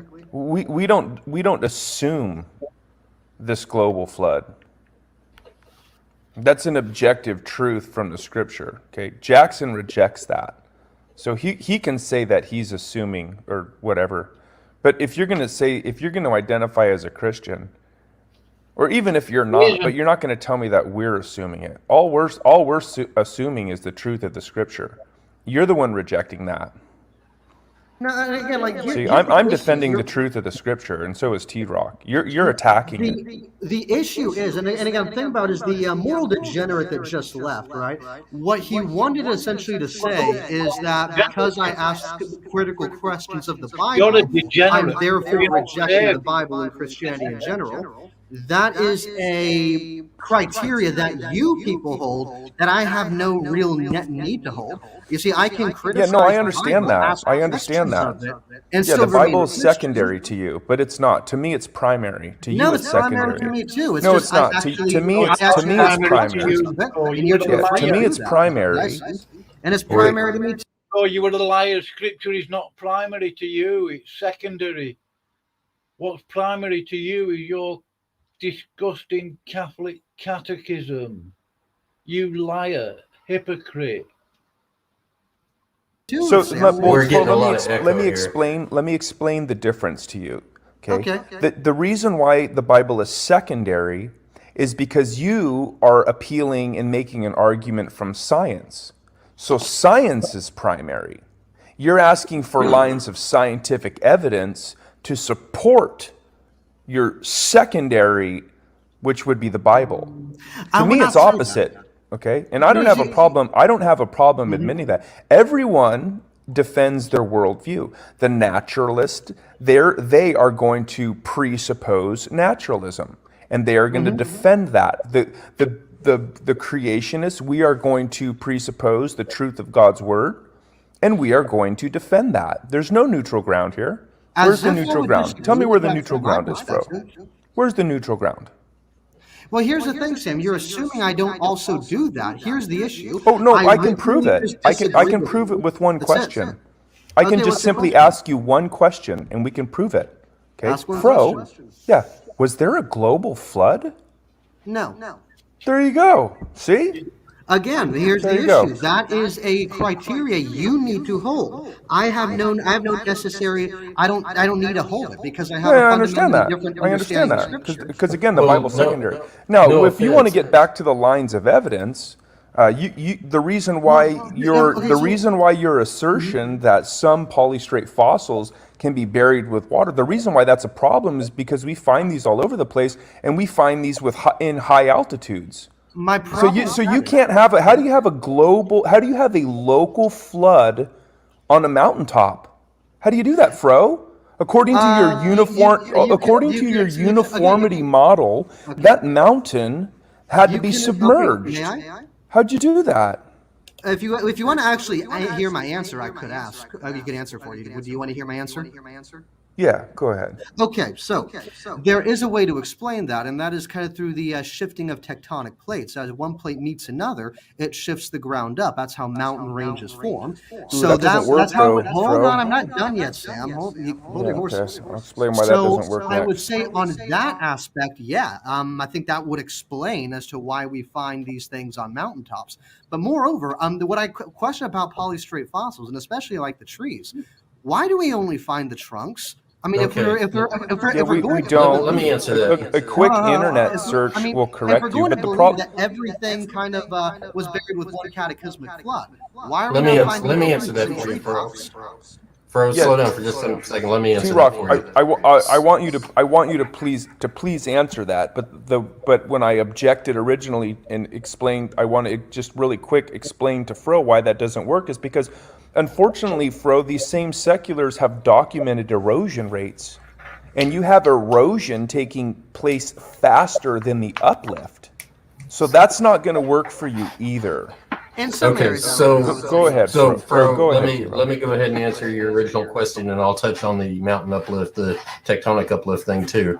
Your original question is why don't we find the branches and the roots, right? yeah. Why? So the reason should be quite obvious.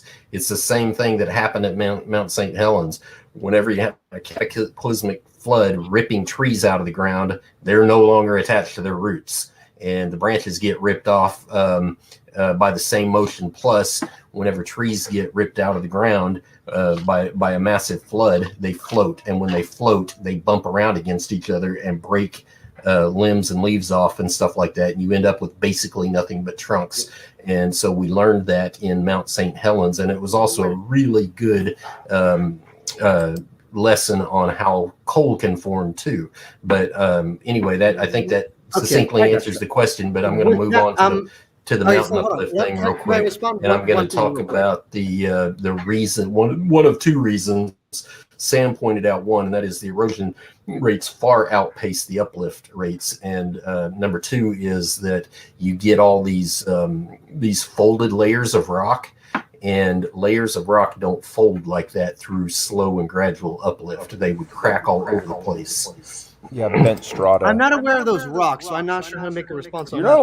not aware of a lot of these things, Fro. You're awful confident in evolution. I mean, wow. I never claimed to be competent in evolution. It sounds like you have a faith position in this secular consensus that's in conflict with the Bible. Big time. I never claimed to be an Tell me again how evolution's true? What? Okay. Well, anyway, so what's going on? Like, I've worked at a few logging camps in my lifetime, right? Mm-hmm. And what I found is that when you're in the forest, you find trees of all kinds. You see them rotting on the ground? Actually, yes, you do. Like there are trees that are completely rotted on the ground. Right? Yeah, there you go. How many petrified ones do you find when you're outside of a unique area like the petrified forest, which clearly is an example of something else taking place? When you're walking through the forest, how many petrified trees do you find? I don't think even scientists have like a answer as far as petrified forest. But also, I want to make myself very clear here. No, you know how petrification happens? Okay, well, can you shut up for a minute and let me say something? Have I told you to shut up? Okay, well then let me say it politely. Have I told you to shut up? Will you please be quiet? So I can say something. We can just start doing that too and telling each other to shut up if you want. Would you like that? Okay, I'll be more polite then. Okay. So what's going on is that I never claim to be competent in evolution. I just don't believe in creationism. And so what I've come here for is just to kind of like spar, not to say that I'd be any real good at it, and I haven't got any real charity here.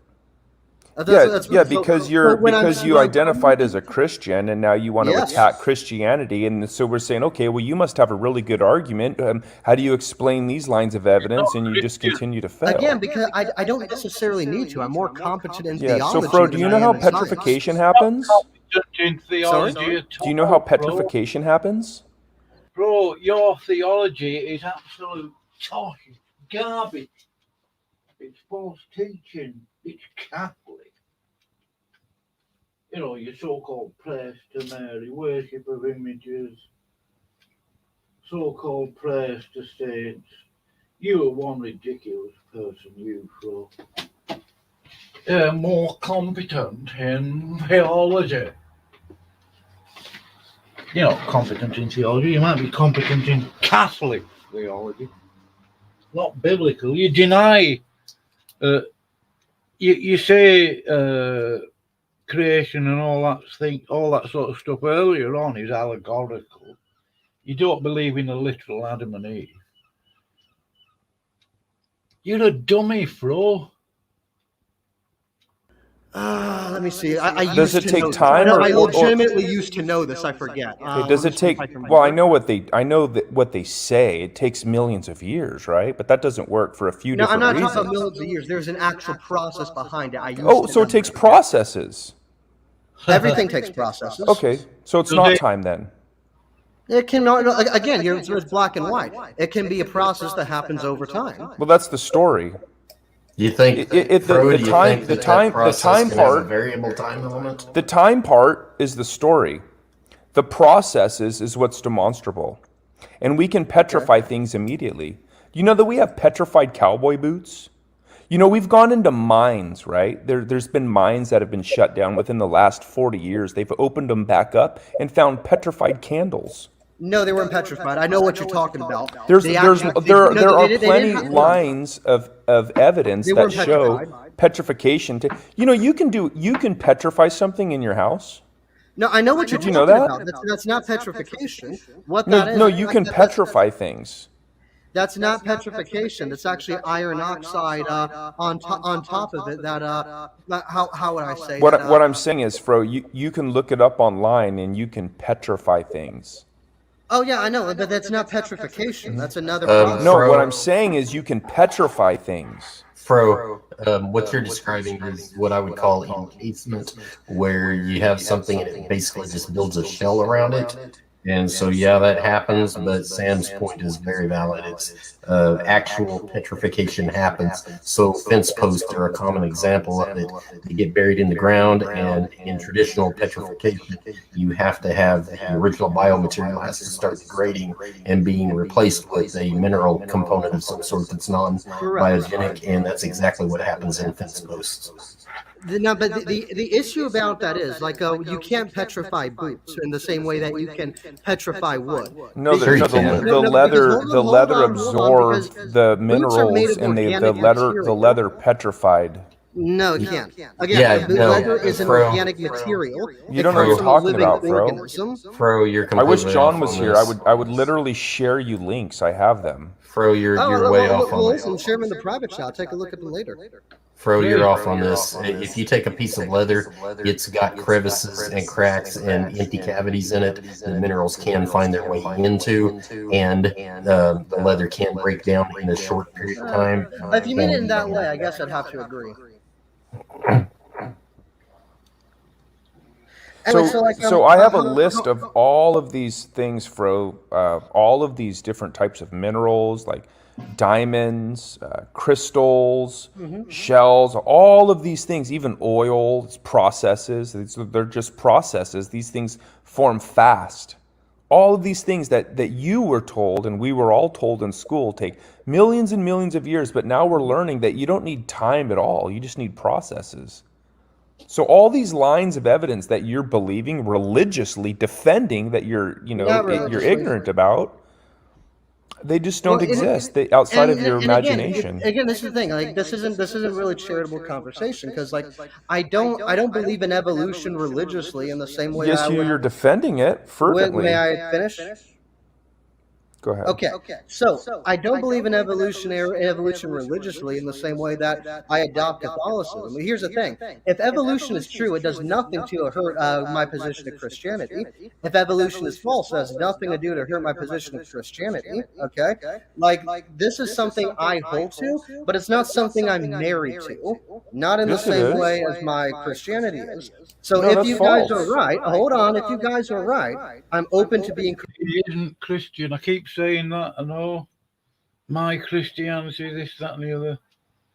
He's a Roman Catholic. That's what he's referring to. Please bear it in mind.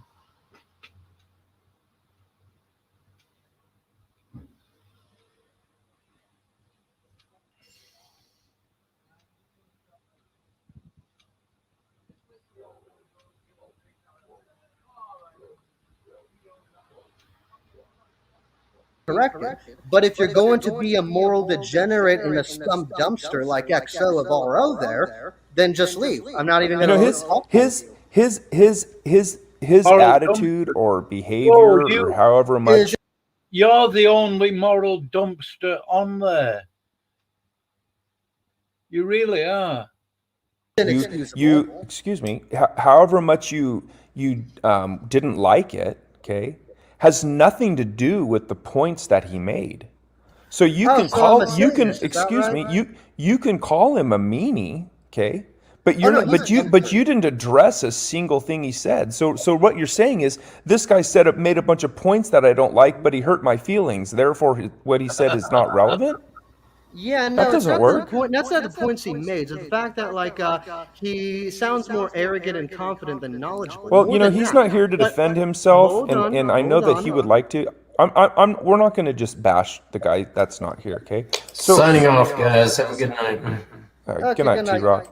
I'm actually going to leave in just a few more minutes, but I do have a lot of links. So I have large gem crystals grow in hours. I've got 2 sources from that. I have all crystals grow fast. I've got a source on that. I have rocks form fast. That's pretty interesting. I have gold. We know now that gold forms fast. Oil forms fast. Fossils form fast. I have these other, what are they? Concertians? I'm sure. They're like fossils in rocks. Form fast. I have limestone, forms fast. Articles on that. More crystals form fast. Granite forms fast. If you Gems. could you show those in the private chat with me? I'm legitimately interested. All of them? Sure. It would be, you know what? I'll tell you what. Email me. It would be easier for me to just throw them all in an email for you. I have gems form fast. I have diamonds form instantly under pressure. I mean, all of these things that, and then again, we have experiments in stratification. We have the observational. I left my private chat for you, so you can email me all that. Okay. Okay. So, but the bottom line is Fro is from this conversation you are defending this secular interpretation of science. You're not understanding that you're not understanding that it is not science that we disagree with. We love it. We just come to a different conclusion based on our presuppositions. And some might say, you start with the Bible. Well, they're starting with naturalism. They're fools for saying that. Okay? But I have secular sources on all of these things. We can refute them on their own terms. I personally don't have a problem with creation sites. That's called a no true Scotsman fallacy. You're saying, oh no, you have to make your argument from my approved group of people who support my confirmation bias, and they have to conclude evolution, and these are all of the parameters that I'm arbitrarily going to and fallaciously set up that you have to make your argument from. No, I don't have to do any of that. I would agree with you on that. Okay, so I mean, can I say something? Can I say something real quick? Because something I might be more competent in actually elucidating to you. So here's the issue. Like, typically, what I find is that I'll look all these things up, but what I often find is that creationist arguments just oftentimes aren't so compelling as, say, arguments for evolution that I found. So, and again, you might disagree, but that's the conclusion I've come to. And I'm definitely looking at the information you have, and who knows, it might actually change my mind. Yeah, but now, see, what's going on? The reason what you've done, the reason I disagree with the young Earth is not necessarily for scientific reasons, which I'm not totally competent in. The reason I disagree with the young Earth oftentimes is just from the own research I've done into Christianity, into theology specifically. No. For instance, let's look at Noah's flood, for instance, right? No, hold on. You said 2 things that I want to address. Okay. What's up? So you're not delineating between proof and persuasion. We prove things all day long. If you're not persuaded by that, that's not my problem. Well, I can prove to you that 1 + 1 is 2 all day long. Although you might not be persuaded, but that's not my problem. Now, when you get into theology, when we begin this conversation, you destroyed a literal creation, you destroyed the kinsman redeemer, you destroyed the genealogy, you destroyed the soteriology when it comes to salvation, you've destroyed an omniscient God, and that was just in the beginning of our conversation. Again, not at all. I never destroyed an omniscient God. You just yes, you did. You said Jesus came to for a certain group as if when he was God before he came to earth in the flesh in the flesh, he didn't understand or didn't know these things. I never said that. You're saying that when Jesus came, he didn't know beforehand that he was going to get rejected by his own people. That is what you said. When you can play, those were your underlying implications when you go back and you play the stream again. Those are the implications of the argument that you made. How you're basically essentially saying that Jesus didn't know that he was going to be rejected. He came for his only people, and then he was like, oh, whoops! I guess I didn't realize they were going to reject me. So now I'll offer this up to the Gentile also. Wait, what? God's not omniscient? I mean, you've butchered the scripture, and we didn't even get through Genesis.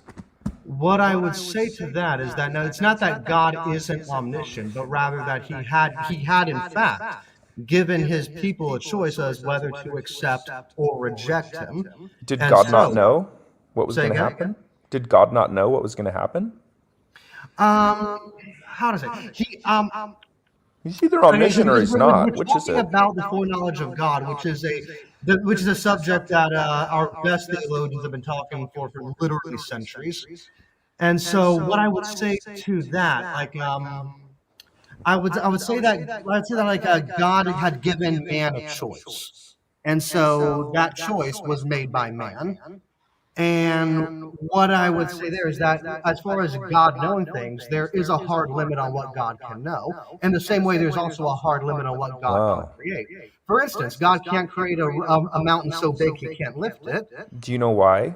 And because these things are impossible to make.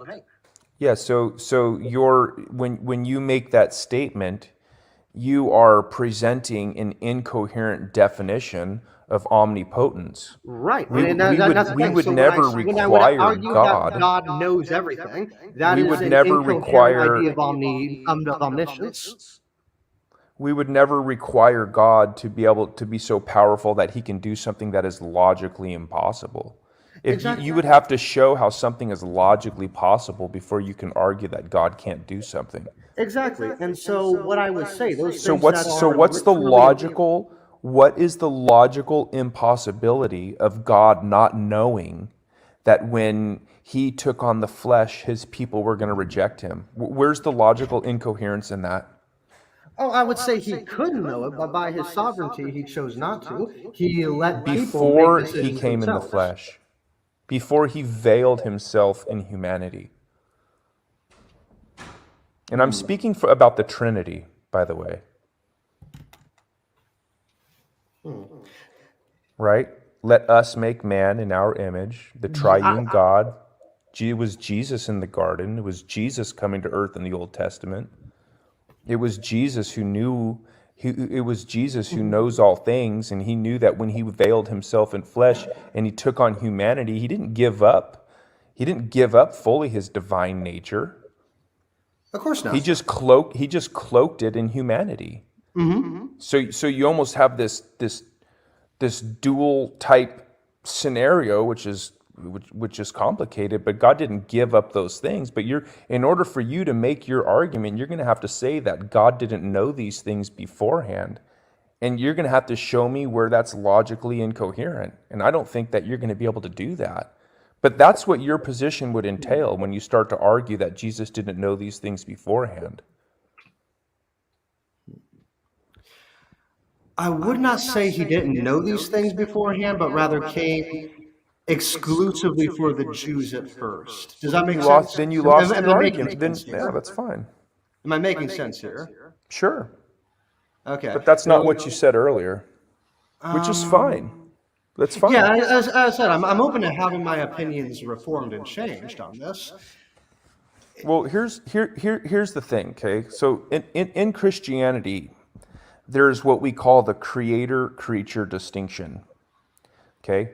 So those who are suppressing the truth of God, they are reasoning from their own creatureliness, right? So for example, when we can ask questions of the Bible, but we don't have the authority to question the Bible. Now the critic who is suppressing the truth, Why can't you ask questions? I'm going to explain that right now. So the critic who is suppressing the truth, they are going to question the Bible. They're going to call the Bible into question, and they're going to say that some of these things aren't possible because their reasoning begins with themselves. They are the final reference point. They are the creature trying to draw the creator down to their creaturely reasoning. And that's why they don't understand these things. But on Christianity, we want to start with the objective truth of our creator. And we want to think God's thoughts after him. So the Bible is objectively true.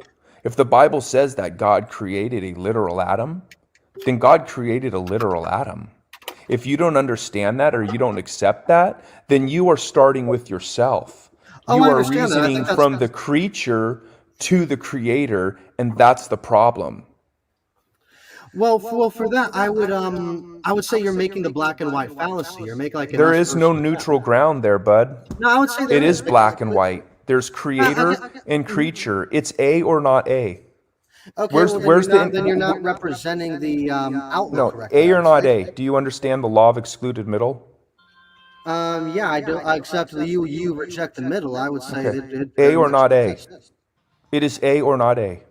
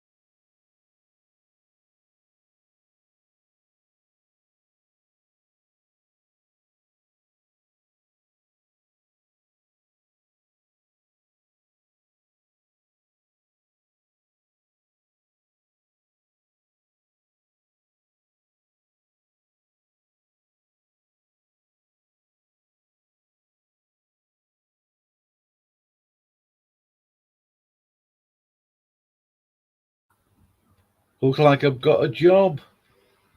Yeah, that's I understand the argument. I don't Is that think black it's and all white? clear. Is A or not A black and white? Sure, in some ways, black Okay, and white so you will arguments either can accept the exist. biblical worldview or you will In reject the biblical some worldview. ways, black and white arguments can No, it's exist. A or There not A. is It's as simple as that. wow, I'm not okay, presenting you a false dilemma. I'm not saying, look, it's A or B. It could be C. I'm saying it's A or not A. You are either going to reason creaturely or you are going to begin at the creator and reason to the creature. And again, this is the thing, right? Like, Where's the middle ground in there? I accept all that. I accept all that. But the No, thing you about don't, it is, bro. I do not see that by asking questions of the Bible and even calling some of it into question, you're just basically an apostate calling all of it into question. I don't see the No, world you like are, that. though. Okay, so No, let me no. ask you this, Fro. On what grounds can you question the creator? On what grounds? On the grounds I have questions. No, where did you get those rights to call the Bible into question? Where'd you get those from? Wanting to know what the Bible is. That's where I got those rights No, from. I didn't say that you can't ask questions of the Bible. Okay? But when you make your final reference point, you are Eve in the garden, and the serpent is saying, did God really say? You know what Eve should have said? She should have said, yes, that's what God said. But that's not what you're doing. You see, Eve should have started with God and reasoned downward. She should have said, Now- yes, God said. For But she that, I didn't would- do that. She made herself the final reference point. She made herself the authority. She put herself falsely in a position to where she could question the word of God and come to her own conclusion. You see? That's where Now- Eve fell. And that's where you fell. I would not argue I'm doing that. Rather, what I think is going on is you simply clearly want to regulate the questions that can be asked. Like The for Bible's instance, when either I- objectively true or it's not. No, again, the world. So the isn't Bible's as not. black and So white as so you want it to be. so the Scripture's not inspired. So you reject that too. No, it's just that like the world's more nuanced than you want to Wait, make it is clear. the Scripture not inspired by God? Did you just Of course it destroy is. that also? Of course it is. Okay, so then what's the problem? Well, that's a good question. What So exactly God's is so your so problem? now so you've now you've destroyed an omnipotent God. No, I haven't. Because God can't communicate these things, and He couldn't preserve His word in a way that we can read it normally and honestly. So you've destroyed. hold You on. have now Kevin now said you have something- destroyed Ooh. an omnipotent God. God is not powerful enough to preserve His word in a way that we can trust it. You've just I destroyed that literally too. never said that, Sam. But here's the thing: Kevin says something interesting. Either the entire Bible is true, or is it isn't. And in that case, yes, is I would it? agree. The entire Bible is true. But Okay, then what's the problem? what exactly are you meaning by truth? Do you mean truth in a scientific way, in a philosophical way, in a theological way? Do you mean truth in just like these nice little maxims we find? Because if that's the case, all we really need is Proverbs or Psalms. In what way are we really saying the Bible is true? I would agree that the Bible is true in a black and white way. That yes, the Bible is only ever going to give us truth, but in which way, and in how is it conveying this truth? These are the questions where the areas of gray we can ask. Yeah, let's. I'm going to ask you two questions. Does science deal with objective truths, or does it deal with conclusions that can change based on new information? Preferably the latter. Okay, so you're not going to get truth from science, are you then? Say again? So you're calling the objective truth into Scripture. You're calling that into question from your subjective truth of scientific consensus according to the secular world. That's what you're doing? No, I wouldn't say that. I would say Well, that that's exactly what you've done. Like everything, our knowledge is quite limited. Yeah. And So well, hold on. Now let me ask you. Let me ask you my next question. If you reject the objective truth of God, where can it be found? Where do you get that objective truth from? Is it just floating around in the ether? You have no access to it? Can the secular? You assume I reject the objective truth of God. Well, it's either objectively true and you accept it and you begin with the Creator and you reason down to the creature. You think God's thoughts after him. or Is you it, don't. okay, so let me explain this. A or not A. We're back to A or not A. Okay, hold on. Sam, is murder wrong? It is objectively wrong. Okay, Do you know why? give me a pound of murder. Let's prove it's wrong right now. Let's prove that murder is mathematically impossible. Let's do it. Fro, do you want me to tell you why murder is wrong? He doesn't believe murder is wrong, Fro. Fro, this Roman Catholic nutter, he actually believes, and he has stated, that the Inquisitions were humanitarian or ethical. He initially said humanitarian, then he got himself involved in a debate in about a week. I don't think I'm going to listen to that trash clown talking. Well, the guy's an idiot, a cretin.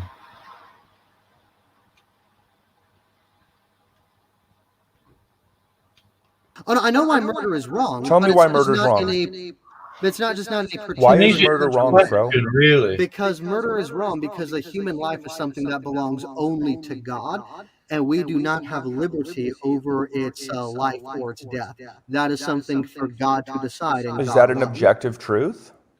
It is. But So do you get to arbitrarily pick and choose what you're going to accept as an objective truth from the scripture? No, but what I'm saying, that's exactly Okay, so what do you you're deny the thinking. global flood? Yes. Whoops.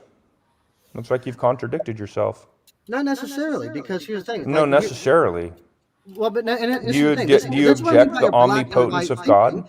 That you Do you assume object? God.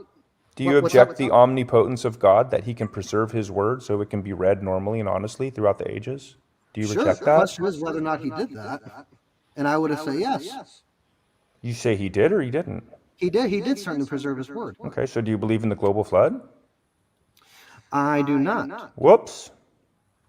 Looks like you contradicted yourself again. I didn't contradict myself, but if you want to understand why I didn't, you can go ahead and ask. I'm not interested in why, because you're going to appeal to lines of evidence that you've demonstrated you know very little about here tonight. And that's why I'm not interested. You're very good at gaslighting, but not actually, representing people. Well, I hope you listen to this tomorrow. I hope you play it back and maybe when you're not, when you're listening to this again, you won't be in like a rigid debate mode, and you'll actually consider the things that I've saying, because your position has destroyed. I would hope you consider the things I've said, because your position has destroyed all of these things that I've laid out. Your position has destroyed all of these things that I've laid out, and I hope that you consider that. So let me explain. Like, I would say that, no, there was no global flood. Why? Because the Bible, more than anything else, is literature, right? It isn't out to explain actual scientific facts to you. It's there to convey the truth of God. And so when it's talking about global flood, what we need to ask is what genre is being described here, and what information are to get out of this. Fro, how would an atheist say it any differently? Say again? How would an atheist say that any differently? They wouldn't. Does that make me an go. atheist? I mean, okay. You know why? You know why? Well, here's the thing, Sam. Hold on. You know why? Hold on. No, because atheists are You're essentially an atheist, bro. reasoning. They're atheists like Eve have made their self the final reference point, and they are starting from their own autonomy, and they are reasoning up to God, and they're saying, God doesn't fit in my box. I'm not saying that, Sam. No, you literally did. Not correct. You implicitly said that very clearly. You From may not have your explicitly dogmatic said perspective, that. maybe, but I don't share You your perspective. implicitly said that loud and dogmatic clear perspective, yes. many times now. From your in many dogmatic ways. perspective, yes. Yeah, okay.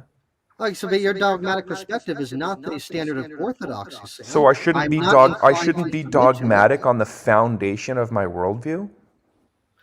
Well, I imagine, again, you can be dogmatic on your worldview, but it doesn't necessarily make it true. Your interpretation of the Bible doesn't make your interpretation orthodox. The biblical worldview is not true? Well, what you call the biblical worldview, take a number. Everybody claims to have that. The That's Mormons, fine. the Jehovah's Witnesses, the Sure. Pentecostals, they all have their worldview. Okay, so take a number. Yours is no better than So theirs. so now we're going to go all the way back to A or not A, right? And they would say the same thing. Either They can say whatever they want. Are they starting with the creator and relying on his objective truth and reasoning down to the creature? Yes, that's exactly what they would Do claim. they deny the global flood? Some of them, yes. Some of them, no. Yeah. And so, as So- I so said, they- like, so they can say a your lot- they can say a biblical lot of stuff. worldview is So just what? one of hundreds of thousands. So Fro, people say a lot of stuff. So what? And so now this is the thing, like, what's going on here, and what I look at the Bible, I look at what is it trying to say? Does it care No, about you don't. science, or does it care about what truth it's trying to convey? So, Would you like me to read from you in Genesis? I believe it's chapter 8. Where let's do it then. Huh? Let's do it. Read what you got for me. I got a Bible in front of me. Okay, well, you can go ahead and go to, I believe it's in chapter 8.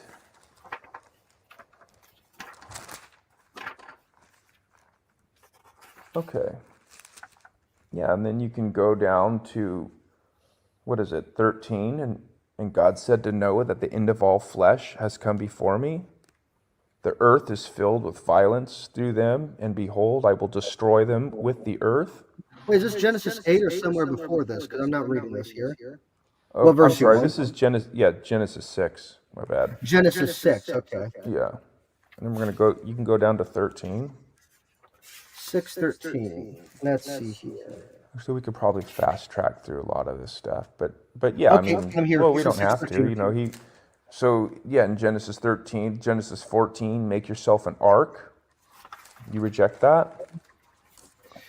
In a particular sense, but what do you mean by reject? So God didn't make, so all of this stuff, so then when you get, yeah, so cover it with pitch, make a window, like he gives specific dimensions for the thing, elaborates on how he builds this thing for over, I think like 100 years, brings all the animals to him, and then God shuts them up into the ark, and then God floods the whole earth.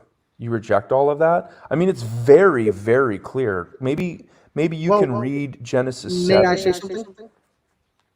What's going on? You have the underlying assumption that what's being built here is a boat. It's not. No, it's not. It's literally not a boat.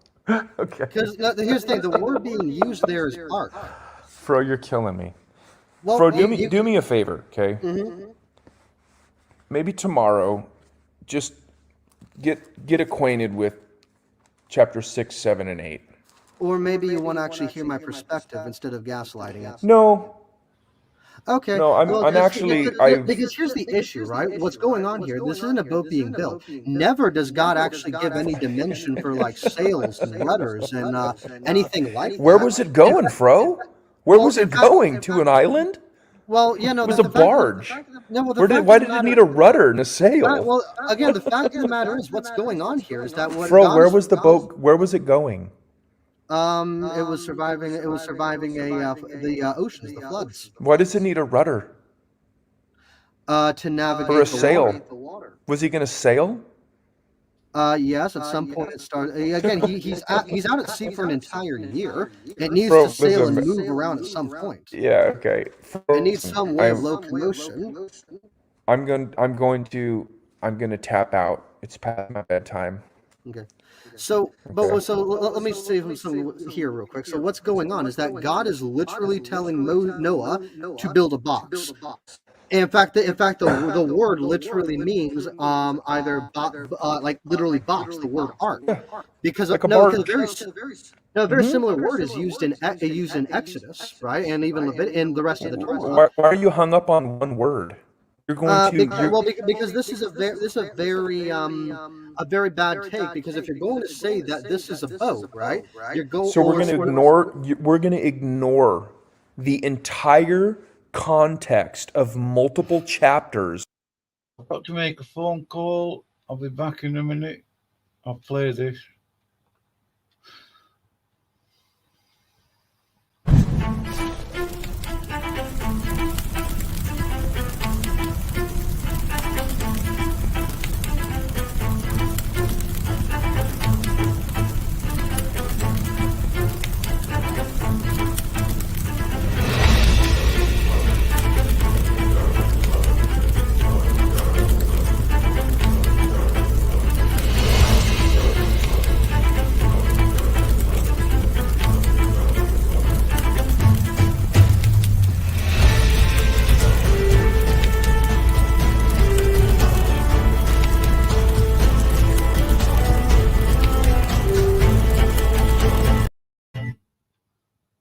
in a minute.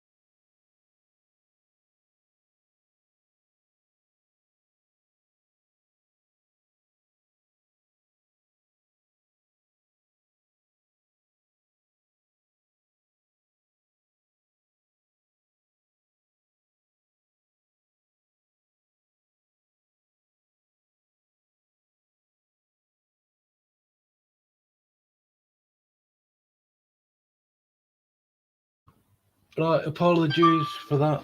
I thought I had a job, but it was just too awkward to get there. New message is received from Vodafone. Yeah, I've run out of Message is credit. just to Oh, let you come on, know, I'm sick of you've got getting text 98 messages pence from credit you. left. Oh dear. Right, let me just play that last bit there near the end. Fro is an absolute mess. He is a mobile contradiction. Everything is said in this whole video is absolute tosh. It's unbelievable. I wouldn't be able to believe it unless I'd actually heard him say the stuff that he has done. From +44759779995.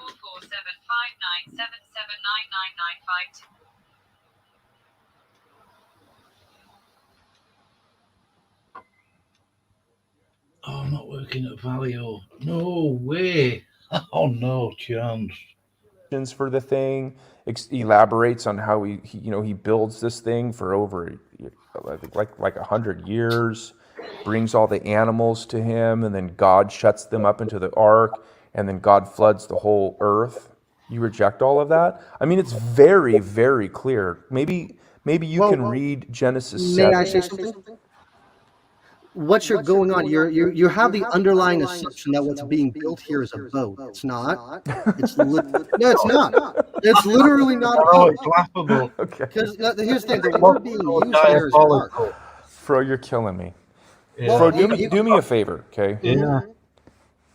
Maybe tomorrow, just get acquainted with Sam chapter is 6, 7, and 8. extremely Or maybe you want to actually hear my perspective instead of gaslighting it. No. Okay. No, I'm actually. Because here's the issue, right? What's going on here? This isn't a boat being built. Never does God actually give any dimension for like sails and rudders and anything like that. Where was it going, Fro? Where was it going? To an island? Well, yeah, no. It was a barge. Why did it need a rudder and a sail? Right, well, again, the fact of the matter is, what's going on here is that what Fro, where was the boat? Where was it going? It was surviving. It was surviving the oceans, the floods. Why does it need a rudder? no dimensions for sails.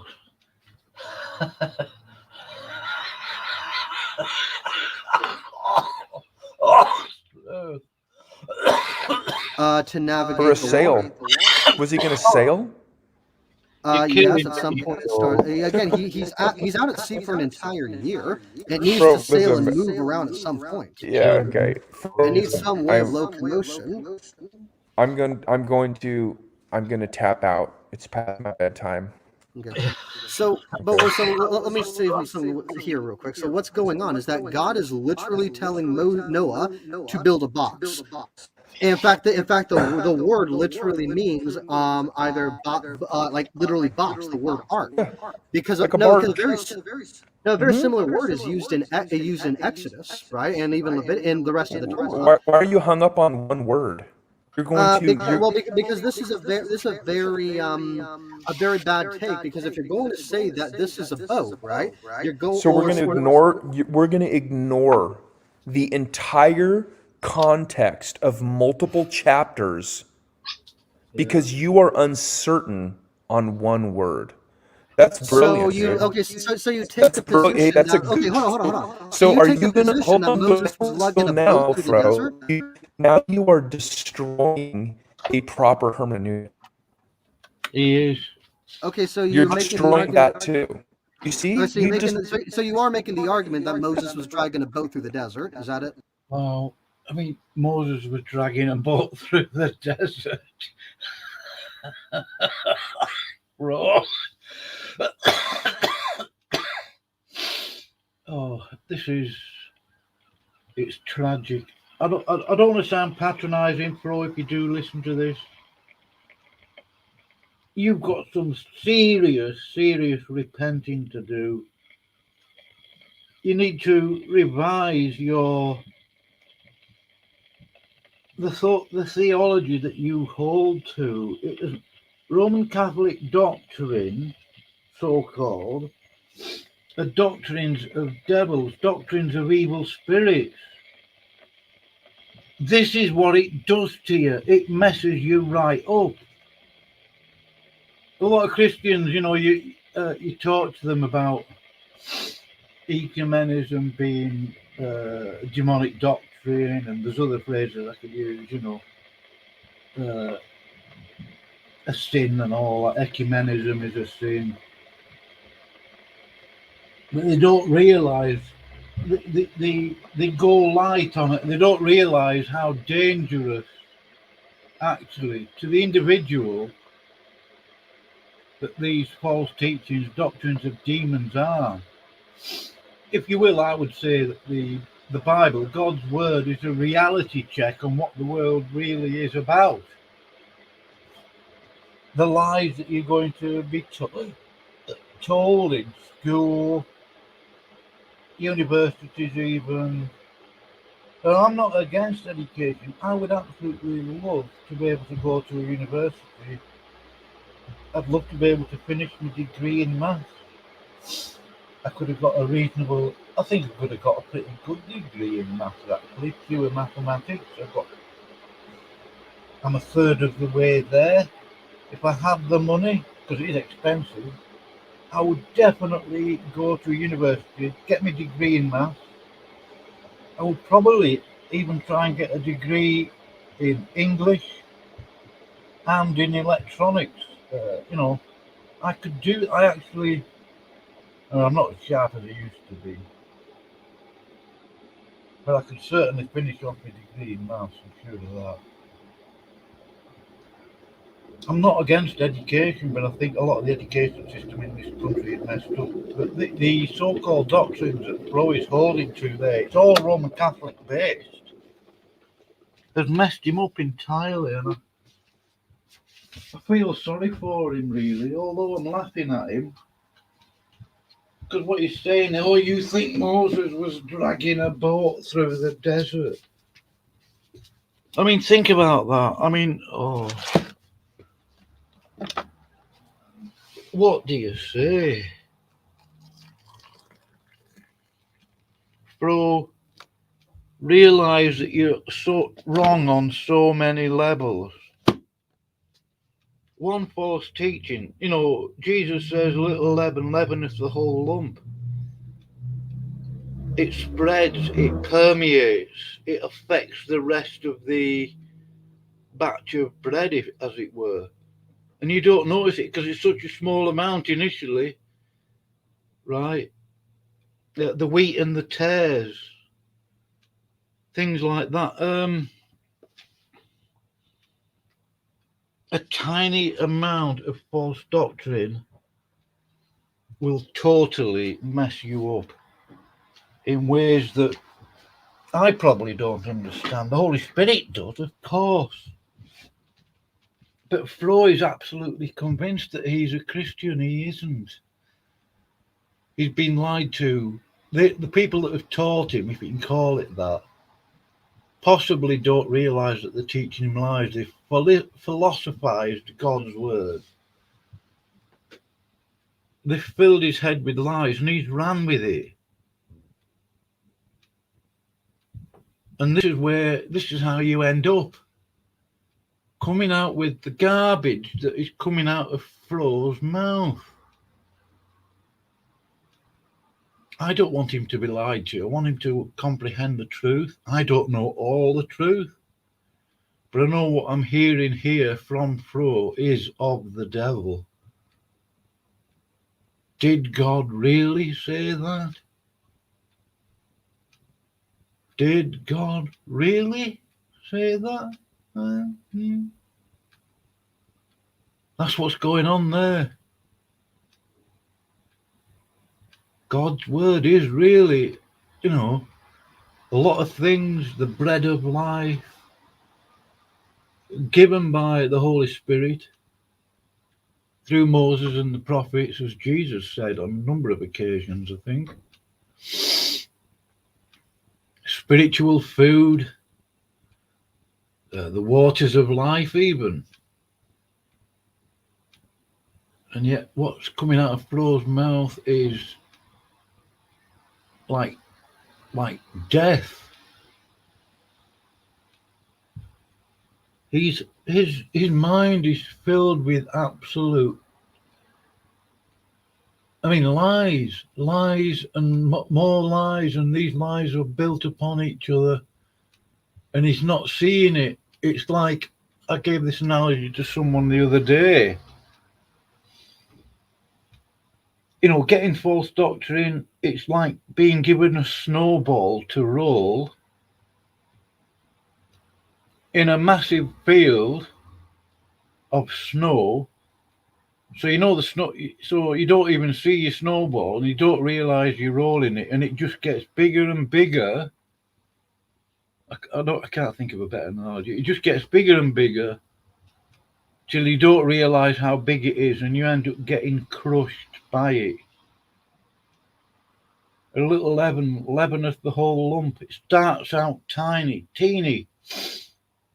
How much yeast do you need in order to get 50 gallon of whatever fermented? A very tiny amount. Okay, it takes longer. But once it gets going, once you feed that yeast with whatever, right, it multiplies. What do you say to someone like Fro? The best thing anybody can do who is listening to this is pray for him, that he comes to a knowledge of the truth in the Lord Jesus Christ. He gets saved, truly saved. And what more can I say?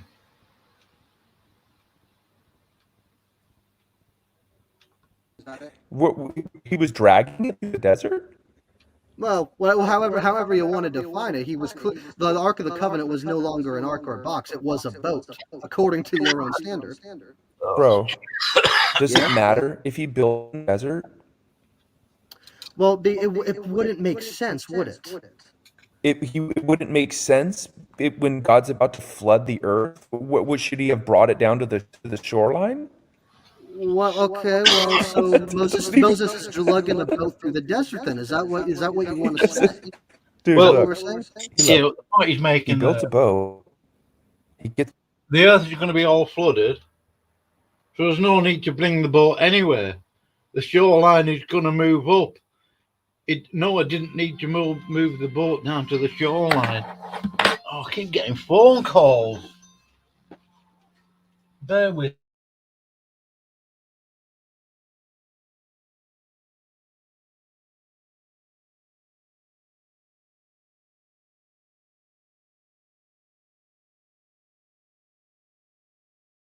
People phone me and they give me about 3 seconds of ringing, and then they just ring off. It's not like I'm sat here holding the phone to me logo waiting for somebody to phone me. The floodwaters rise. Yeah. Where's the problem in that? Well, the fact that he didn't. Amazingly. But it's a problem for Fro. build a boat, he literally built a box. That's what the word means. Yeah. So you're guilty of presentism. You have this modern sense of a boat that you're trying to apply to this text, and you're ignoring the context. Well, then That's why fine. doesn't the Torah just call it a boat? That's fine. Why doesn't it call it a boat, Sam? Why not? Why does it call it a box? Fro, you're an interesting fellow, and it's been fun, but I'm gonna go to bed. I'm begging you to read that tomorrow or in the next couple of days, and just to confirm your position and to further question mine, if nothing else. Don't love what's coming out of your mouth. You got 3 chapters, probably take you 20 minutes. You should want to do that anyway. You're a Christian. You're a Bible. You got my email, right? Please. I do have your Please email. don't say that. Okay, send me those things then, okay? Sure. You got it. If anybody Good night, knows, Fro. Good night, chat. Good night, everyone. I would love to talk. Fro, when... Oh, okay. Good night, everyone. All right. Yeah, if anybody knows Redefine Living, Sam, I would absolutely love to talk to him because I want to learn things from him. It isn't about discussing the discussion that he had with Flo. I just really want to talk to him and learn from him stuff. I mean, the way he dealt with Flo, you've got to admit that he was polite, charitable, all the way through. Every time I've listened to Sam, he's been like that. Except when he gets straw-manned and he gets a little bit... I mean, people get irate. I mean, they do that, you know.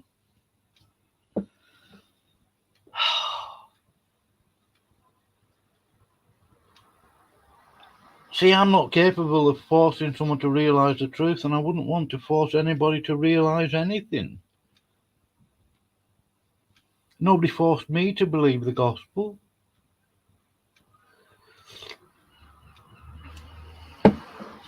When I got saved, praise God, 1992, somebody did actually preach the gospel to me in 88 in Long Latin. It didn't kick in really, it was just believing at an intellectual sort of level in the mind, you know. But Gordon at Full Sutton witnessed to me in 1992. I trusted. See, this is the thing, you see, isn't it? See, I knew Gordon 6 years earlier from another jail. You know, we were both lifers, we still are. I trusted Gordon. That's an important thing, you know. I suppose some people do call it friendship evangelism, but I listened to Gordon because I knew he was an intelligent lad. He was doing an Open University course at Gartrey. I was doing an Open University at Gartrey as well, pure maths. So I met Gordon, I knew about him, I knew he was a Christian and this, that and the other. And there's a guy there who wrote a book actually after he got out of prison, Jason Richards, I know him, and others. I don't think he's a famous Christian. I might look up, see if he's written some more books actually. Yeah, I think I will do. But I was willing to listen to Gordon, mainly personally because he's a lifer. He's one of the lads.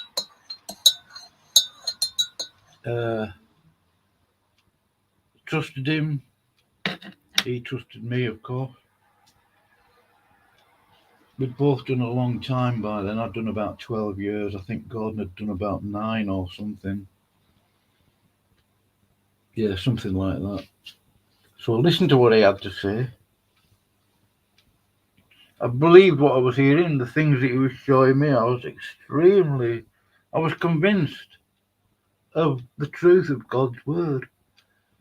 But then what I did, I followed through on what I'd been learning. I had a Bible. I didn't know the arguments. It was a little Gideon NIV. I studied those things through. And because of the things that Gordon was saying to me, you know, it says it better in the King James Bible, this sort of thing, little comments like that. So I said, look, Gordon, you know, get me a King James Bible. I'm not going over to the chapel to go and ask them because I knew what they were like. I just didn't want to go over there and sort of. So somebody got me a King James Bible, and I've never used anything other than the King James since. Right? But I followed through. Everybody does something about what they believe. I know that God is truth. Jesus Christ is the way, the truth, and the life. You're not going to get truth from anywhere else. Who else can be trusted?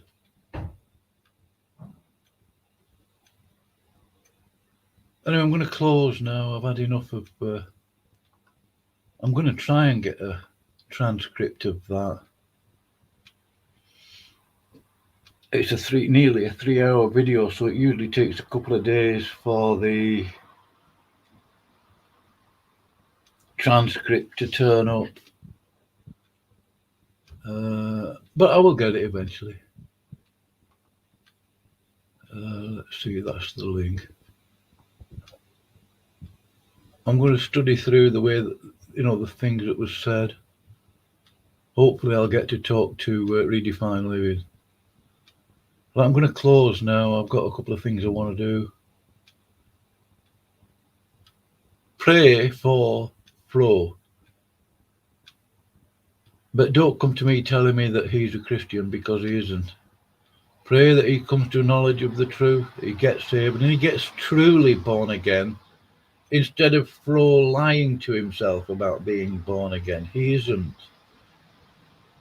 I mean, just hearing him say that the Inquisitions were humanitarian really made me realize. I mean, I've been talking to Catholics on and off here and there, trying to witness to them, and this, that, and the other. Mormons, Buddhists. I've met a couple of Jehovah's Witnesses before. But hearing Fro say that about the Inquisitions being humanitarian made me realize even more profoundly how evil the doctrines of Rome are. They are doctrines of demons in the fullest and the truest sense of the word.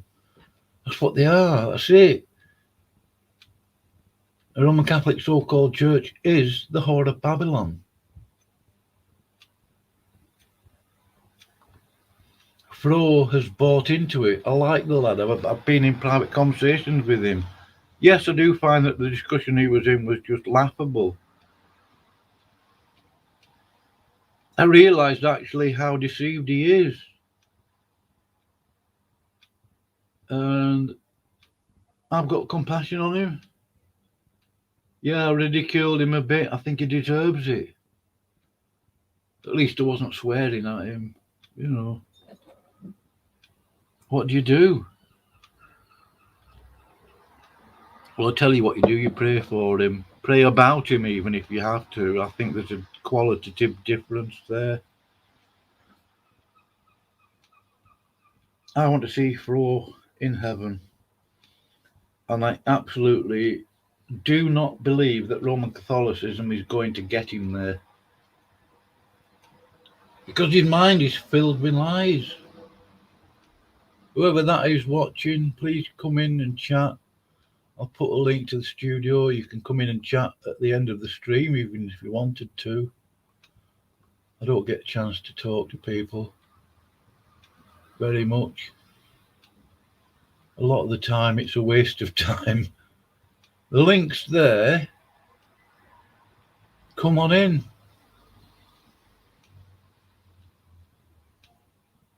I'm going to play music. By the time it's finished, I'm gone. The stream will be ended. So suit yourself. In fact, I'll put a comment on screen.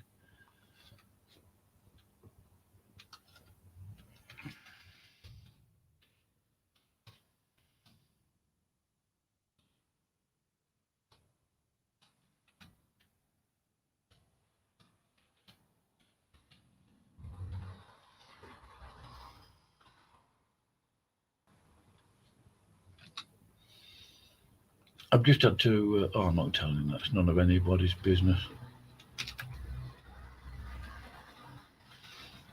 There's a StreamYard link.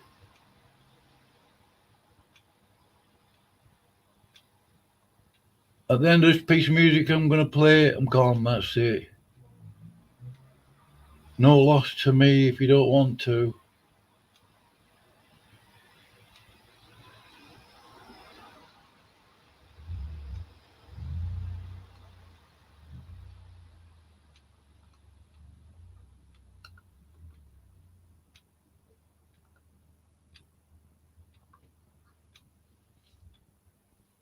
Right, bye-bye then.